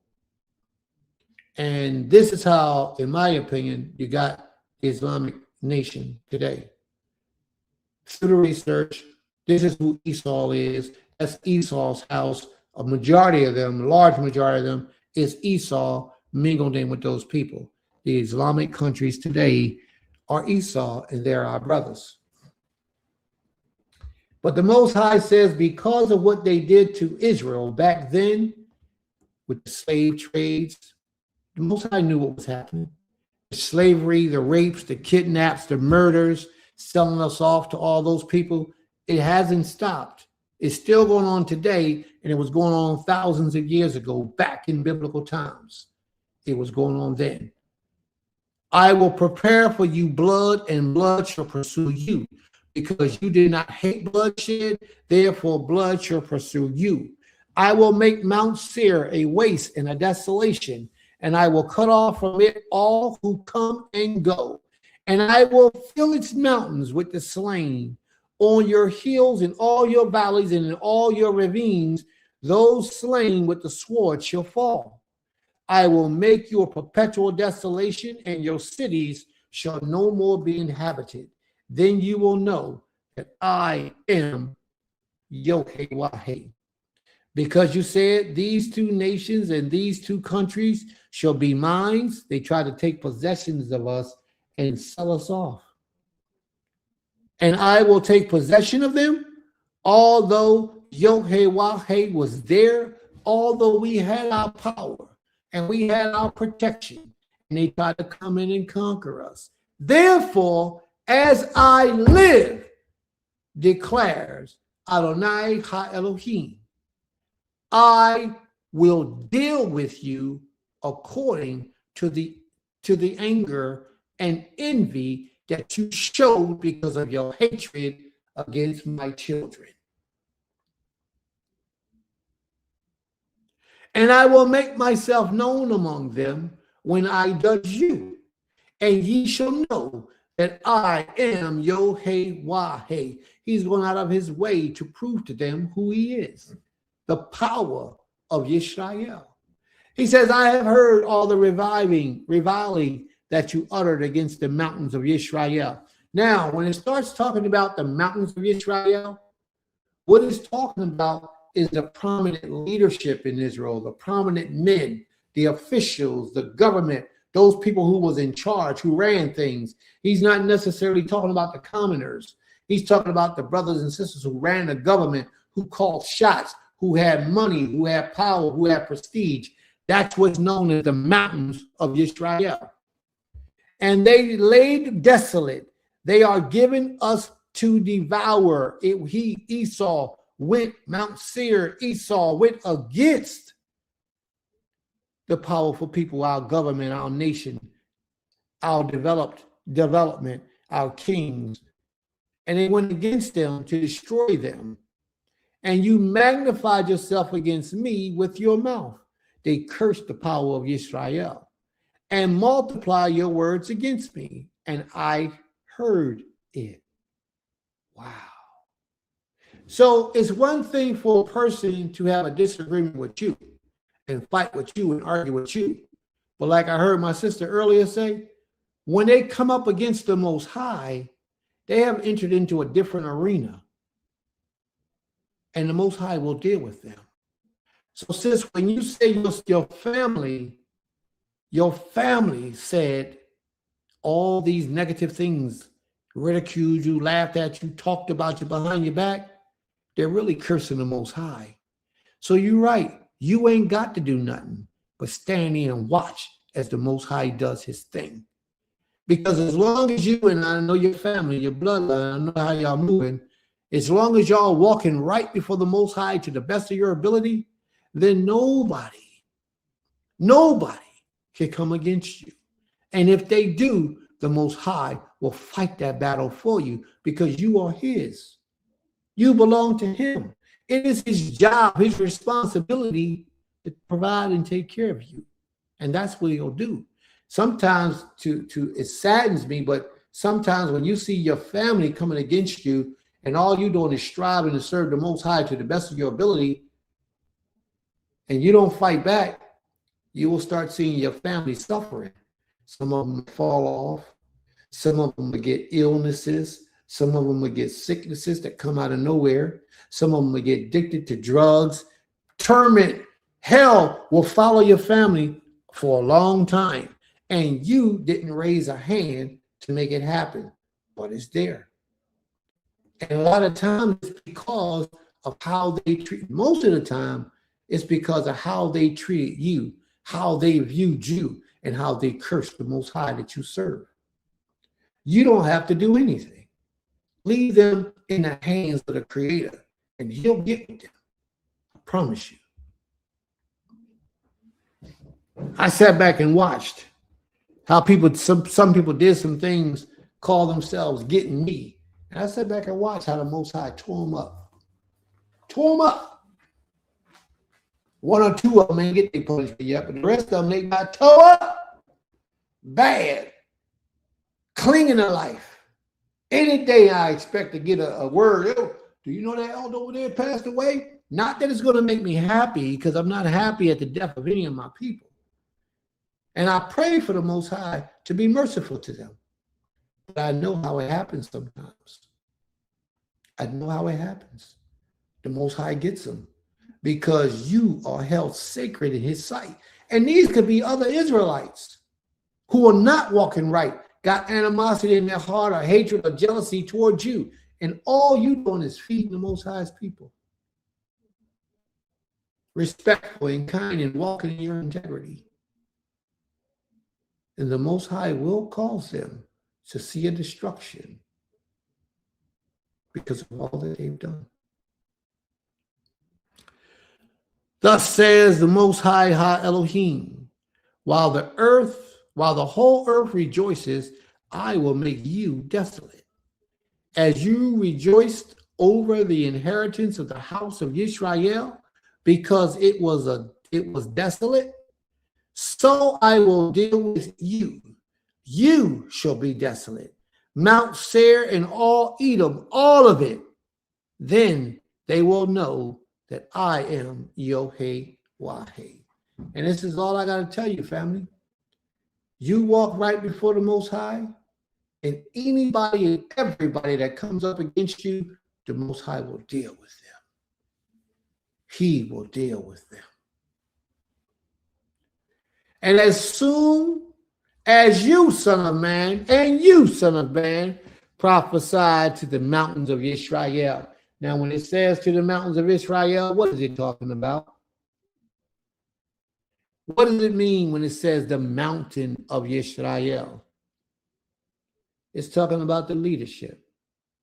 It's talking about the government.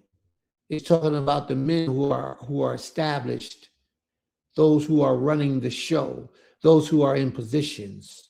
prophesy to the mountains of Israel and say, O mountains of Israel, hear the words of Yod-Heh-Wah-Heh. Thus says Adonai Ha-Elohim, because the enemy said of you, Aha, and the ancient heights have become our possession. They have taken and conquered our ancient cities. Therefore prophesy and say, Thus says the Most High Ha-Elohim, precisely because they made you desolate and crushed you from all sides, so that you became the possession of the rest of the nations, and you became the talk and evil gossip of the people. It wasn't that exactly what my sister said happened with her family members? That she had became the talk of gossip and evil in the midst of her own family? Therefore, O mountain of Israel, hear the words of the Most High, Ha-Elohim. Thus says Yod-Heh-Wah-Heh, Ha-Elohim, to the mountains and to the hills and to the ravines and the valleys. He's talking to everyone of the house of Israel. The desolate wastes and the deserted cities, which have become a prey and derision to the rest of all the nations all around. Therefore, thus says the Most High Ha-Elohim, there wasn't a place that we had not gone into as slaves. There wasn't a nation on the face of the planet that the Islamic countries didn't sell us to as slaves. And this was way before the European man came and took a slave out of Israel, out of Africa. Way before that.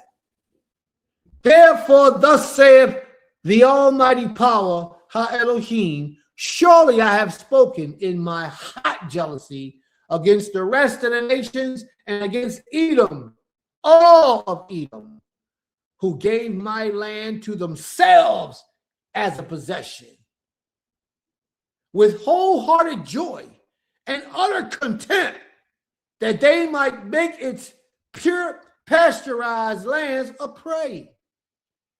Therefore prophesy concerning the land of Israel and say to them, to the mountains and hills, to the ravines and the valleys, thus says Yod-Heh-Wah-Heh Ha-Elohim, behold, I have spoken in my jealous wrath, because you have suffered the reproach of the nations.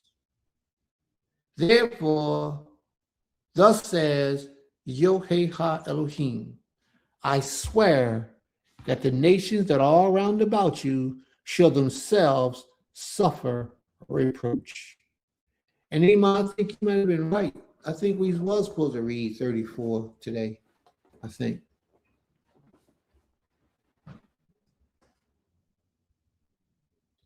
But you, O mountains of Israel, while they're suffering all around you, all those nations who did you wrong, while they're suffering, you, O mountain of Israel, shall shoot forth your branches and yield your fruit to my people Israel, for they will soon come home. Do y'all hear me? For we will soon be going home. For behold, I am for you, and will turn to you, and ye shall be tilled and sown. What is he talking about being tilled and sown? He's talking about all these habits that we have within us, all these evil and negative ways that we have within us that we have incorporated into our worship of the Most High. He's going to take something and go in between us and turn the dirt over and plant new seeds, so we'll have a new mind. We'll have new behavior. We'll have a new attitude. He says, I will multiply people on you.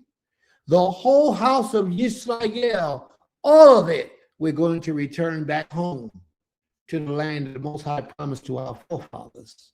The city shall be inhabited and the waste places rebuilt.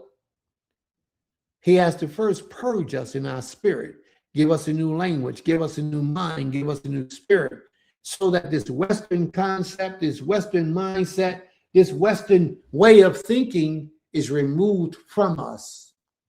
But we cannot be a righteous people holding on to unrighteous behavior. Once again, we cannot be a righteous people holding on to unrighteous behavior. These things must be removed. They must be removed. And that's why the Father says he will till us and he will sow us. He's going to replant us and make us new. I will multiply on you man and beast, and they shall multiply and be beautiful. And I will cause you to be inhabited as in the former times, and I will do more good to you than ever before. Then you will know that I am Yod-Heh-Wah-Heh, and I will let people walk on you, even my people Yisrael, and they shall possess you, and you shall be their inheritance, and ye shall no longer bereave them of children.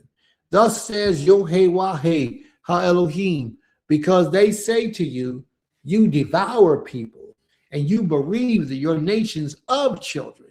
Therefore you shall no longer devour people, and no longer bereave your nation of children, declares Yod-Heh-Wah-Heh, Ha-Elohim. And I will not let you hear any more the reproach of the nations. And you shall no longer bear the disgrace of the people, and no longer cause the nations to stumble, declares the Most High. Wow.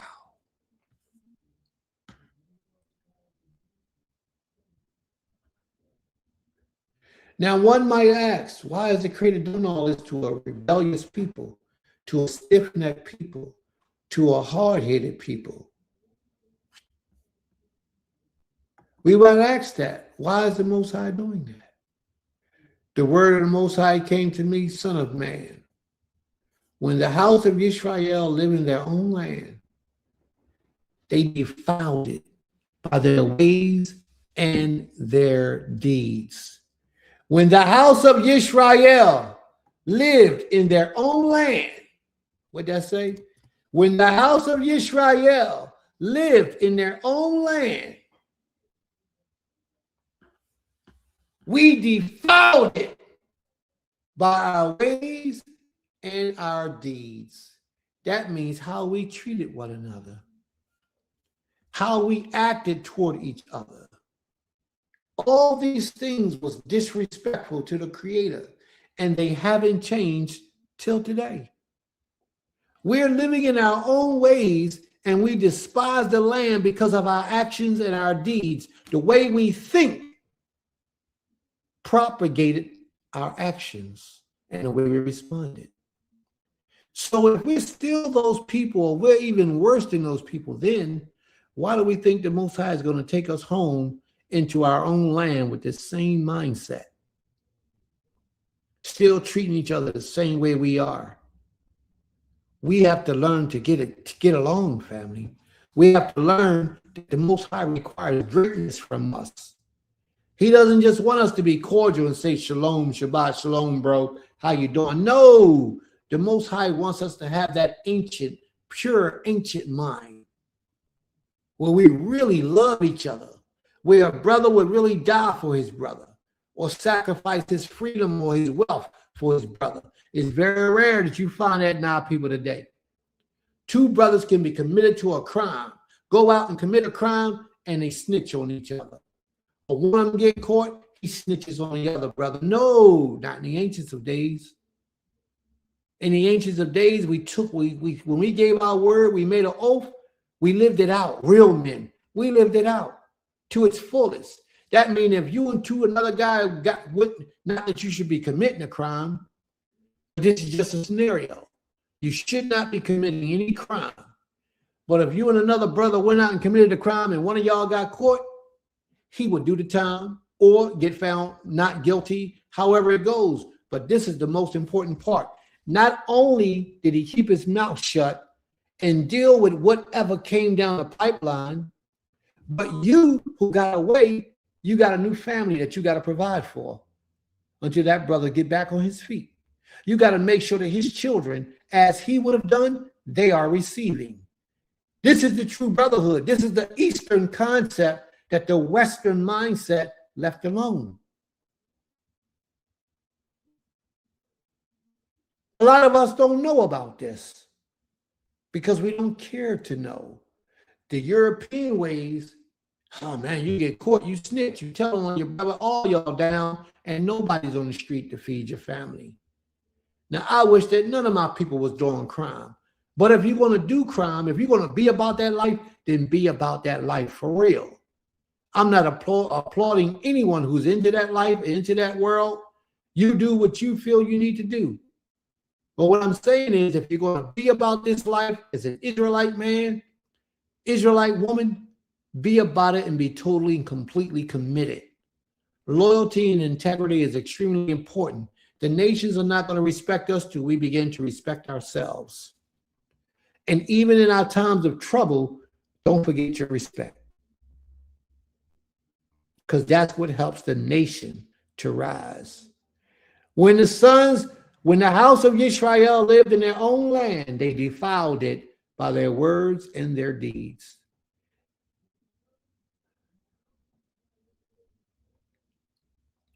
Their ways before me were like the uncleanness of a woman in her menstruation impurity. Wow. Our ways before the Most High make us unclean, but we can't even approach him in prayer because we are just like the defilement of a woman when she's on her nida. That's deep. But yet we'll do it. We do all these things like it ain't nothing to it. So I poured out my wrath upon them for the blood that they had shown in the land, for the idols in which they have defiled it. I scattered them among the nations, and they were dispersed throughout the countries in accordance in their ways and their deeds. I judged them. How did he judge us? How did the Most High judge us? According to our ways and our deeds, not what we believed. So you can believe anything you want, but it's how you live your life out that manifests what you believe in your mind. So you can believe anything you want when that belief of yours have a direct connection with the way that you're conducting yourself. The Most High take notice of that. He takes notice of that. And if you're not living in accordance with the laws of the Creator, then you're going to begin to do things outside of righteousness.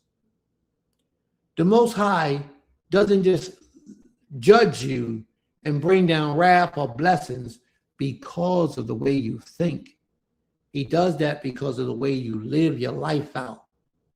Not just because of the way you think, but because of the way that you live your life. It's how the Most High is going to deal with you. How you deal with it.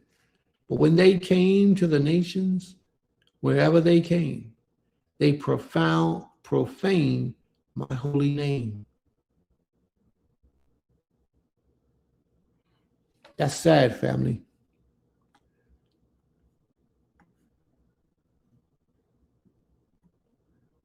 Look at that for a minute.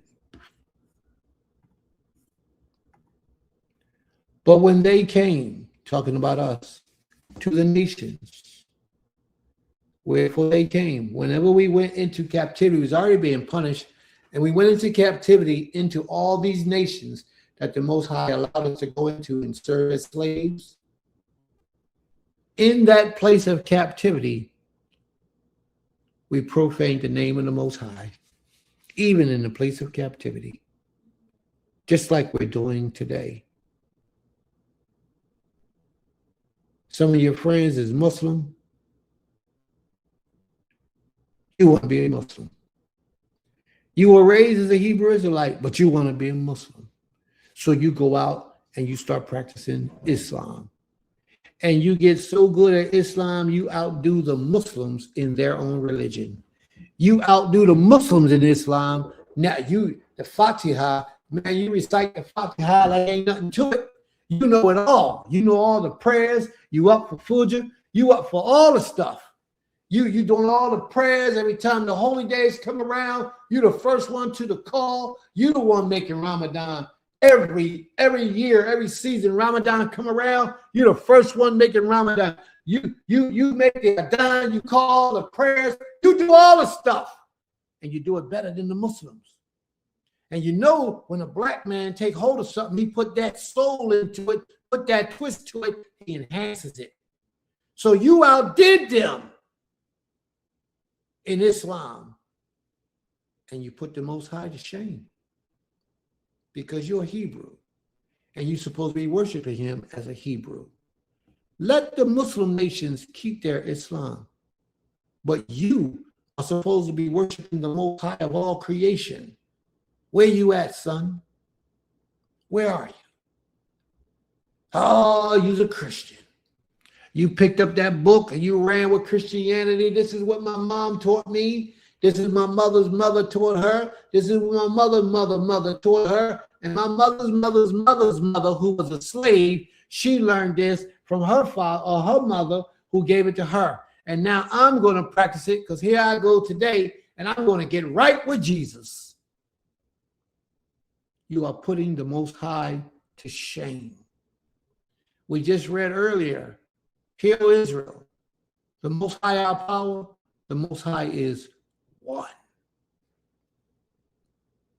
Not two, not three, but one. And we can't seem to understand that for some reason. We are profaning the Most High every time we walk out that house and our bodies are exposed to daylight, where people daylight can see our skin, right? The private parts. And yet we let the world see that, not our husband. For those of us who are married and those of us who are not married, say, I can dress any way I want. You still are married to the Most High. You are still married to the Most High. Clip that. Therefore, you should always be appropriate at all times when you leave your house. So many of us are profaning the name of the Most High. I remember one time I was in court. I was on trial for shooting. Real stuff. I actually did the shooting. I was on trial for shooting, but I had every right to do the shooting.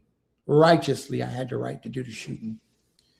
But I was on trial for this. I had a jury, 12 peers, 12 people up in the seats and the judge. And every time they call your name, they call your name and you got to stand up. And I remember when they called my name, man, it took so much for me to rise. And I felt all this pain inside of me. And I felt all this because I felt like I was disrespecting the Creator. I was profaning the name of the Most High to have to even be in a courtroom like this. I felt bad. And that's how we have to live today in this world. There's no way that we can eat the foods we eat and talk about we're servants of the Most High. There's no way that we can dress the way we dress today, talk about we servants of the Most High. This girl told me she hasn't had a husband in 3 years. So I asked her, when's the last time you've been celibate? How long you been celibate? She says, I ain't have sex in about a week. A week? But you haven't had a husband in 3 years and you call yourself a child of the Most High. How is that? How is that? Where's your righteousness? We're still profaning the name of the Most High right now. Half of us, we not at peace unless we high. We not happy unless we're high. Well, when that high wear down, the realities of life kick in and you don't even like the one that you with. This is sad. We got to get it together, family. We got to get it together because we're called by the name of the Most High. We should be held accountable for our actions. The Most High holds us accountable, but everybody else loves us because we're the voice of the party. We're the life of the party. We're the activists. We're showing out in so many different places and doing so many different things. They all like us, but none of them respect us because we're not representing the Almighty. Y'all understand what I'm saying? how we are profaning the name of this King, and we call ourselves children of the Most High? We can't keep our families together, but we call ourselves children. How? How are we going to run this earth from the Holy Land and love each other when we can't even love each other in our own, the person that we lay down with, that we're married to, that we have the most intimate moments with, that we cook food and eat with every day? But we at odds. We sit up in the courtroom fighting over possessions, worldly possessions. I want the children. I want the kid. I want the car. I want the house. We're in the Europeans, man, because we got a Western mindset. We're fighting over these things. But at one time, we were in love with each other. Nobody could, I would have died for you, and you would have died for me. And nobody could tell me nothing negative or evil about you. But all of a sudden, we getting a divorce, and I can't stand you. You got to go. And we let the European man decide what's going to be left behind for who and when and where. That's not righteousness. We're profaning the name of the Most High and don't even realize that that's what we're doing. My brother, I remember one time I was in the car, my brother, he said, our problem is sex. And he's right. Sex is one of the worst problems we have today because everybody wants to be nude. What I mean by nudity. What I mean by nudity, lewdness. What I mean by lewdness, we all want to be seen as something desired by people. And that brings us pleasure, but it shouldn't. In the ancient days, our sisters would always wear things to cover themselves up so that people didn't desire them, even if they were beautiful, so that they could not cause people to sin against the Most High in their minds. Therefore, they covered themselves. They wore loose-fitting clothes, dresses, and skirts down to the ground. They dressed and conducted themselves a certain way. Not no more. Not no more. I seen some videos of the people that was the pastor's wife in the church, and she had these clothes on, looked like she was in the go-go joint, but she was the pastor's wife, and he let her dress that way. I seen an Israelite event where Israelites had a unity Shabbat, Passover party, a Feast of Unleavened Bread party, something like that, and they had it in the go-go club. In a club with go-go women dancing on the poles, and they was having a celebration to the Most High. These things are bringing shame on the name of the Holy One of Yisrael. But we do it. And we see nothing wrong with it. We are profaning the name of the Most High.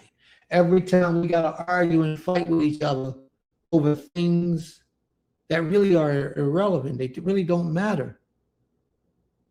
Where are we going to go today? Oh, I want to go to the movies. Well, I want to go to the zoo. Oh, no, you got to go to the zoo the last time. You got to go to the movies the last time. That ain't what I want to do. All right, I want a divorce. And that's how it goes. And that's what we do.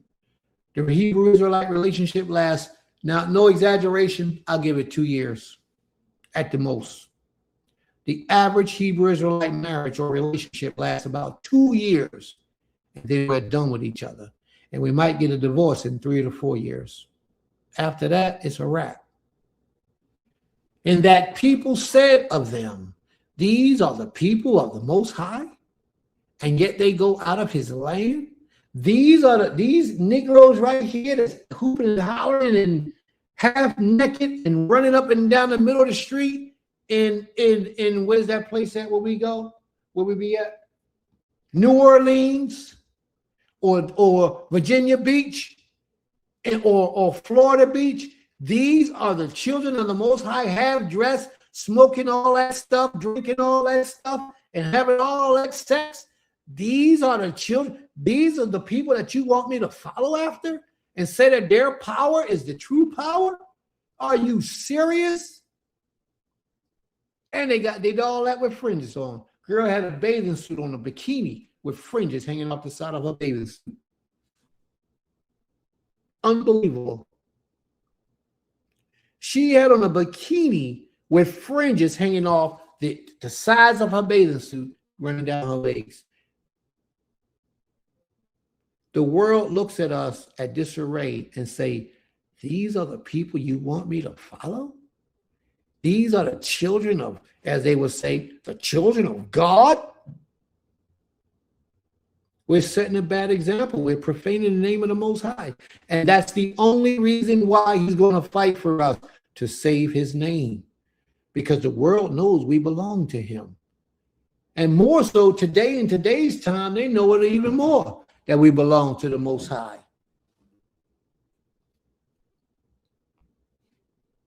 These are the people of the Most High, and yet they had to go out of his land.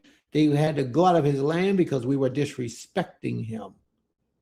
But I had concern for my holy name, which the house of Israel had profaned among the nations where they came. Everywhere we go in the earth, we profane the name of the Most High. And this wasn't going to change until the Most High himself changed it. Therefore say to the house of Israel, thus says Yahweh ha Elohim, it is not for your sake, O house of Israel, not because of anything that you done, that I am about to act, but for the sake of my holy name, to preserve his reputation as a powerful power, one worthy to be praised. He had to do these things to protect his name, which you have profaned among the nations to which you came. And I will vindicate the holiness of my great name, which you have profaned among the nations. Let's think about this for a minute. There's some of us who live with other people. We live in other people's houses.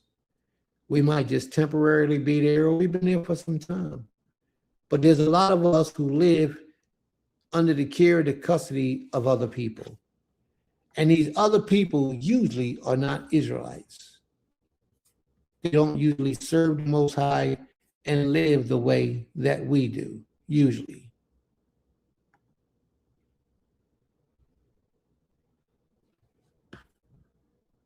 Usually that's the way it goes. But you have to live with them, and they know that you're Hebrew. How do you conduct yourself in their house, in their homes? Do you find yourself comfortable sleeping at night, eating food, and just living in the home of somebody else? Do you find yourself comfortable?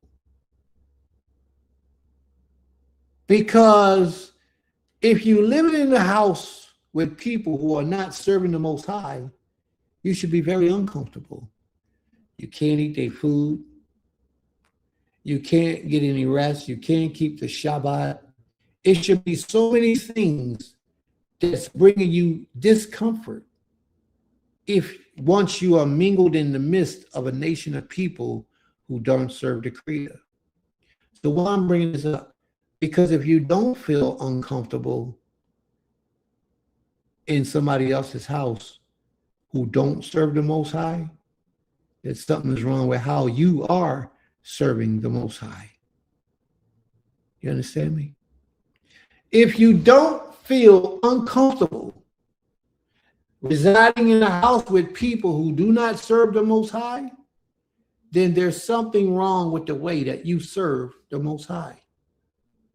Because there's no way that you could be a servant of the Creator and living in a house or living amongst evildoers and you don't have a problem with it, unless you yourself are evil. Sometimes it takes a little time for us to sit back and look at ourselves and question ourselves. A lot of times we are the ones that's right there in the midst of evil and choose not to do anything about it to prevent it from overtaking us. And the nations will know that I am Yahweh, declares Yahweh Ha Elohim, when through you I vindicate my holiness before their eyes. Sometimes the Most High has to cause you to suffer because of your evil ways, so that other nations around him will see you being punished because of your wickedness and realize that you are a just power, that he is a just power. Because the nations knew that we were just like them, but yet we called ourselves holy and set apart. No Israelite should be smoking crack. I don't care if you do it in the privacy of your own home or if you do it out in the public. And they are Israelites. If you look at their pictures and you're careful about it, separate how you feel from them, from the individual. Separate how you feel personally about them from the individual. And look at their lifestyle that they live, the trueness about them. How could you be cool with that? Well, he grown or she grown. You guys got to let them do what they do. No. Because if you stay in their companionship, that spirit can jump off of them and enter into you. Now, that spirit might not have you doing crack, but that spirit will have you doing some things that you ain't got no business doing. Believe me. Because that spirit of being a crackhead comes with a whole lot of other spirits. That's why crackheads are thieves, they steal. That's why a lot of crackheads are prostitute. He'll be a dude and do things to another man just to get some crack. A lot of the women will sell themselves for some crack. Crackheads will have them robbing your car, getting in fights, doing all types of things because they're really crackheads and they got to support that habit. So that one habit of smoking crack and being addicted to drugs brought about a lot of other negative energies with it that can become contaminant upon your life. They got to be promiscuous because they got to sell themselves to many people to get that stuff. It could be a spirit of that jumps on you from being in the company of a crackhead. He's just my friend. He smoked crack, but he will never disrespect me. He disrespecting you by him smoking crack, but you too ignorant, you can't see it. And the nations will know that I am Yahweh, declares the Creator, Ha Elohim. When even though I vindicate my holiness, when through you I vindicate my holiness before their eyes, I will take you from the nations and gather you from all the countries and bring you into your own land. Now, don't think that that's going to be without a cleansing, because he has to clean us. He says, I will sprinkle you clean. I will sprinkle clean water on you, and ye shall be clean from all your uncleanness. And from all your idols, I will clean you. You see what he says? Don't think we're going to go back in there with the same mess that we came out of there with. Don't think we're going to go back into the land with the same mess that we're living in today in this environment, not being pleasing to the Creator and still practicing idolatry, hooked on drugs. Listen, I always say, don't ever have anything in your life that you can't walk away from and bang, you out. Don't never be that connected to anything in your life that you can't leave it when it's time to go. As a man, don't ever have that.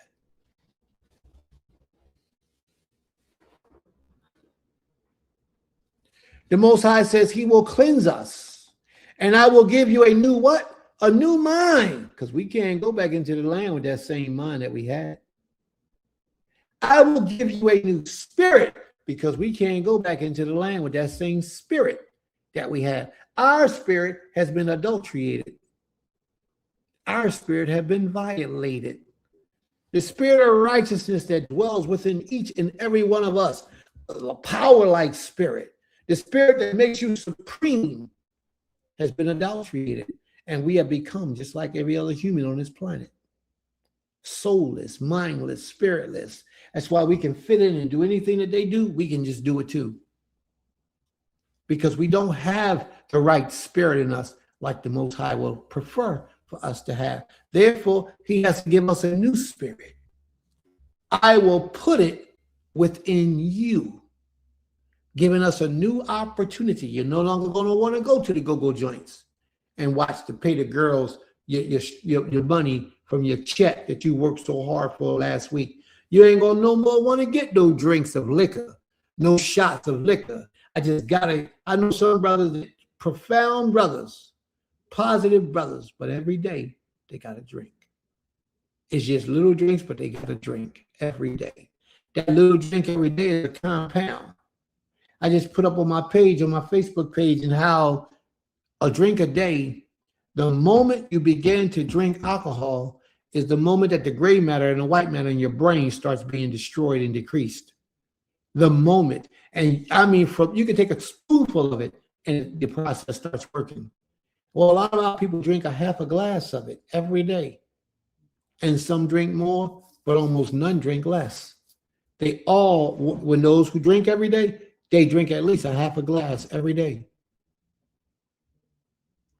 And it's destroying them, killing them. They don't know it though, but it's a fact.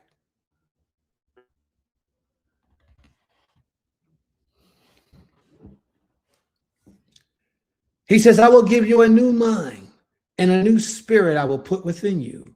And I will remove the heart of stone from your flesh and give you a heart of flesh. Wow. And I will put my spirit within you. He repeats it again. I will put my spirit within you and cause you to walk in my statutes and be careful to obey my rules. You shall dwell in the land that I gave to your fathers, and you shall be my people, and I will be your Ha Elohim. And I will deliver you from all the uncleanness, and I will summon the grain and make it abundant, and lay no famine upon you. I will make the fruit of the trees and the increase of the field abundant, that you may never again suffer the disgrace of famine among the nations. Then you will remember your evil ways and your evil deeds that were not good, and you will loathe yourselves for your iniquities and your abominations. You will actually begin to feel sorry for how you disrespected this king. It is not for your sake that I will act, declares the Most High. It's not because of anything that you did. It's because my name is upon you. And everywhere you go, Israel, today, everything you do, Israel, today, do it with the spirit and the knowledge, and go with the spirit and the knowledge, knowing that the Most High Spirit is in you, that the Most High is with you. Go knowing that. And let that keep you from sin and temptation. It is not for your sake that I will act, declares the Most High Ha Elohim.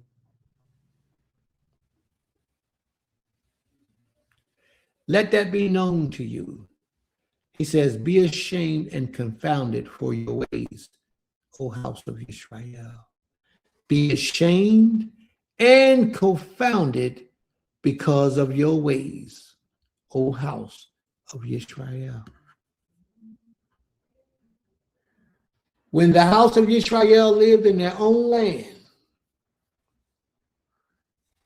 their ways were evil and wicked before the Most High. He took us and he put us in a land of captivity, and our wicked ways increased.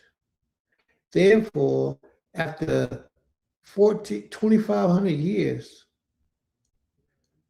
we have not improved almost nothing, almost 0.5%.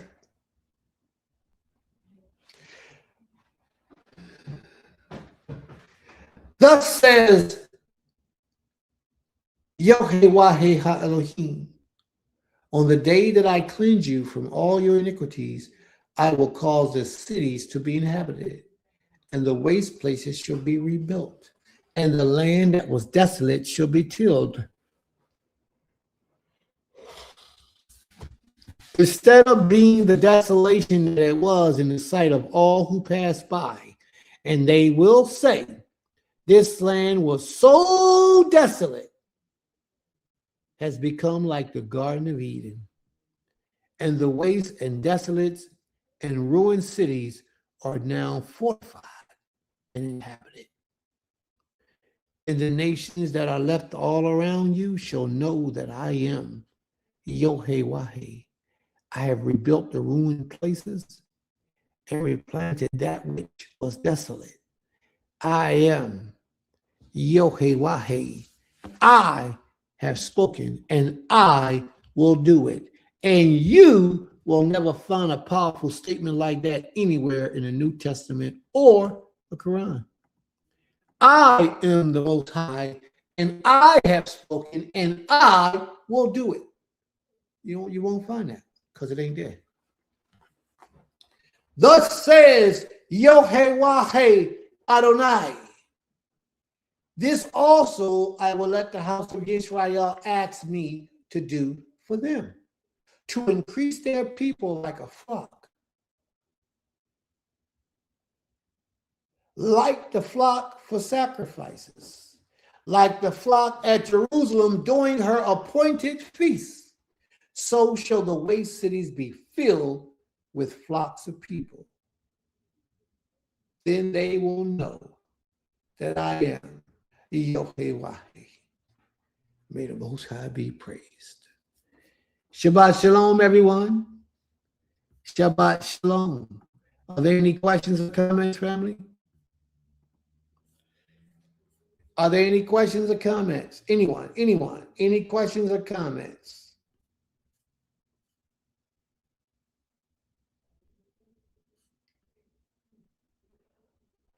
All right, there are no questions or comments. There's nothing else we need to cover. Nobody has anything to say.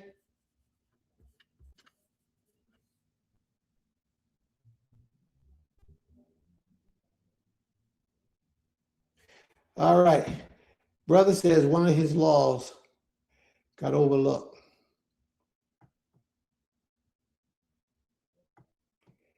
Iman, can you pull it? Brother Kezu's law. I highlighted it. Just gotta find it.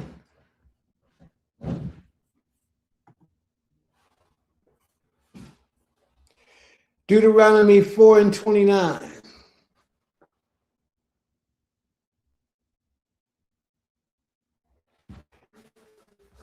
So, Brother Kezu, did you elaborate on your law?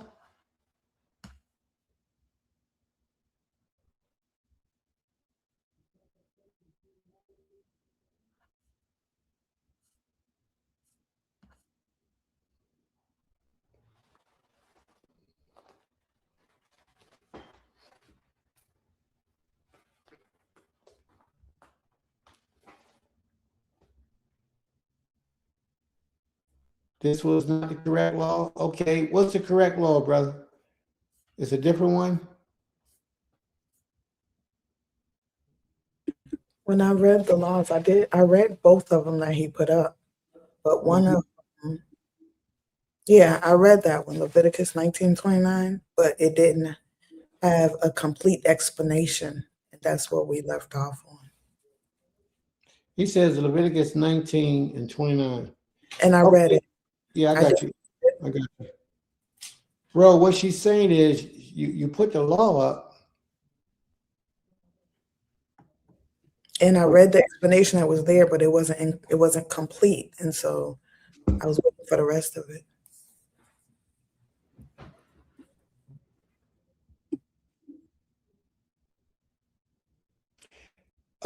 Brother Kelly, do you want to do your law? Because you didn't have an explanation and we was calling on you to give us an explanation for the law, but you never responded with the explanation. So would you like to give us an explanation of the law, Leviticus 19:29?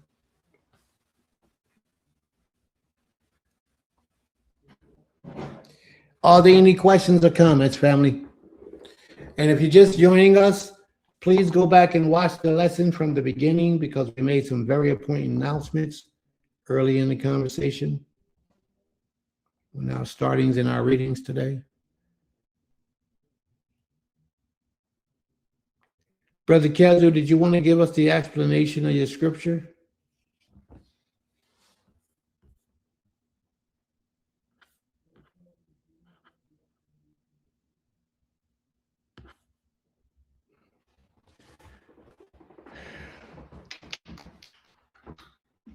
All right, while we're waiting for Brother Kazu.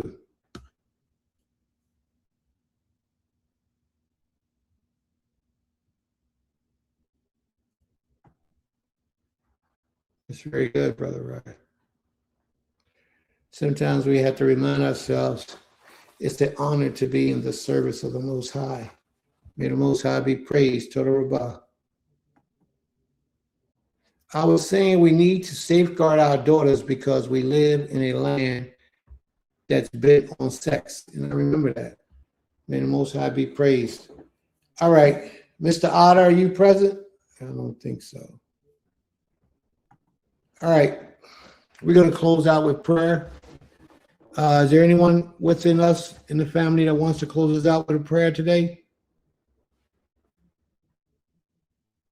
Brother Benjamin, you want to close us out with a prayer?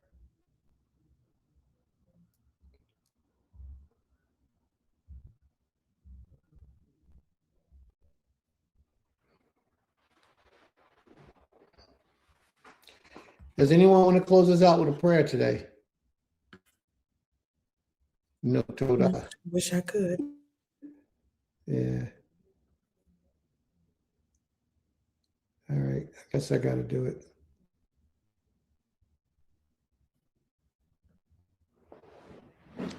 Will you rise, please, and face the east?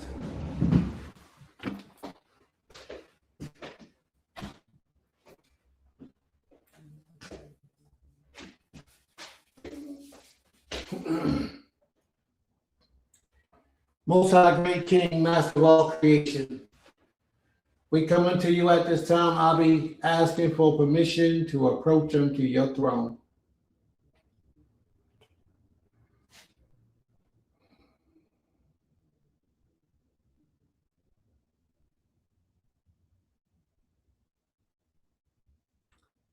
Father, we are your children, and we honor you to the best of our ability. And if our ability is not good enough, then do exactly what you said in the scriptures and give us a new mind and a new spirit. Purge us of our wicked ways and all the actions and thoughts that we have inside of us that are not pleasing and acceptable to you. For we don't want to waste this life pretending to be on your court. We want to actually be there, and we want to actually be right before you.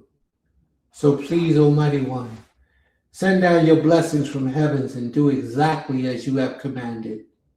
Give unto us who are worthy, who are willing to accept a new mind and a new spirit, that we may walk in your truth and obey your voice and have your goals set as our desires in this life. Great art thou, Abi, and great are thy wondrous works. The whole earth is full of your glory. Thank you, Abi, for hearing our prayers, for loving, blessing, and protecting and strengthening us, for guiding us mentally, physically, emotionally, and financially in every way that's needed and necessary to bring about greatness for this great nation. Unto you, our power, we all say, Toda Abi, Abi Toda Rabbah. Thank you, Father, for hearing our prayers.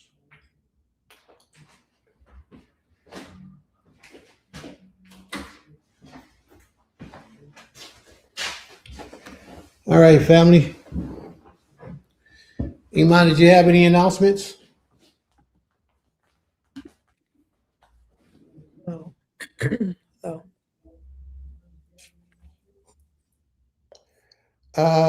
What my sister saying? Shalom. Okay. Praise the Most High for bringing forth for these messages, providing law, study material, and guidance on the Shabbat. May the Most High be praised. Toda Rabbah.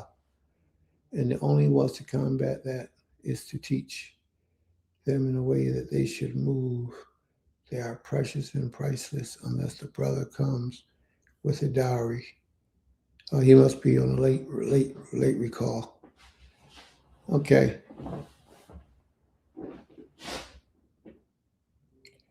And may the Most High be with you too, bro. All right, Imam.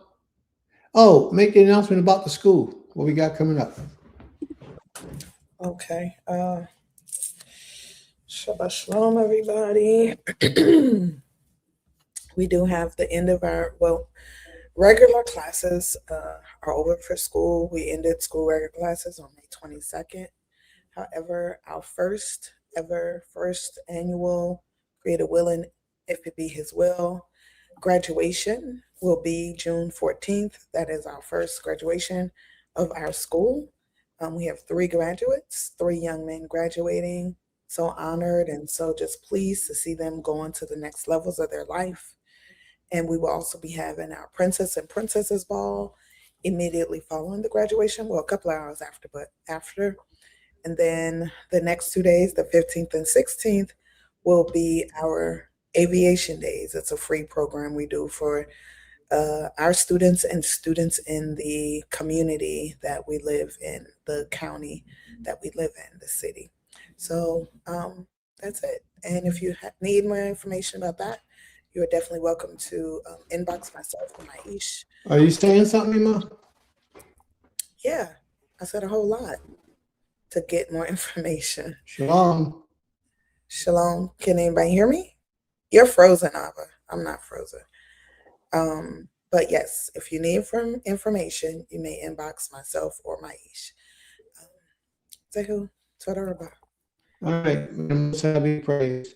And we did put the email in the group, family, for anyone who wished to know or take advantage of what the offers were that we offer to spiritual leaders and congregations trying to better themselves. You know, we that's why you got to go back and listen to the beginning of the message today, because we made a couple announcements. May the Most High be praised. Toda Rabbah. Lala Tov. Shalom, shalom.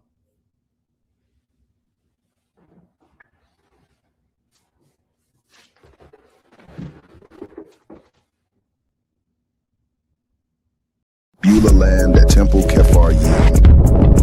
This is for the people in the front and the back. You had a lot to do, you know you got a lot on your plate.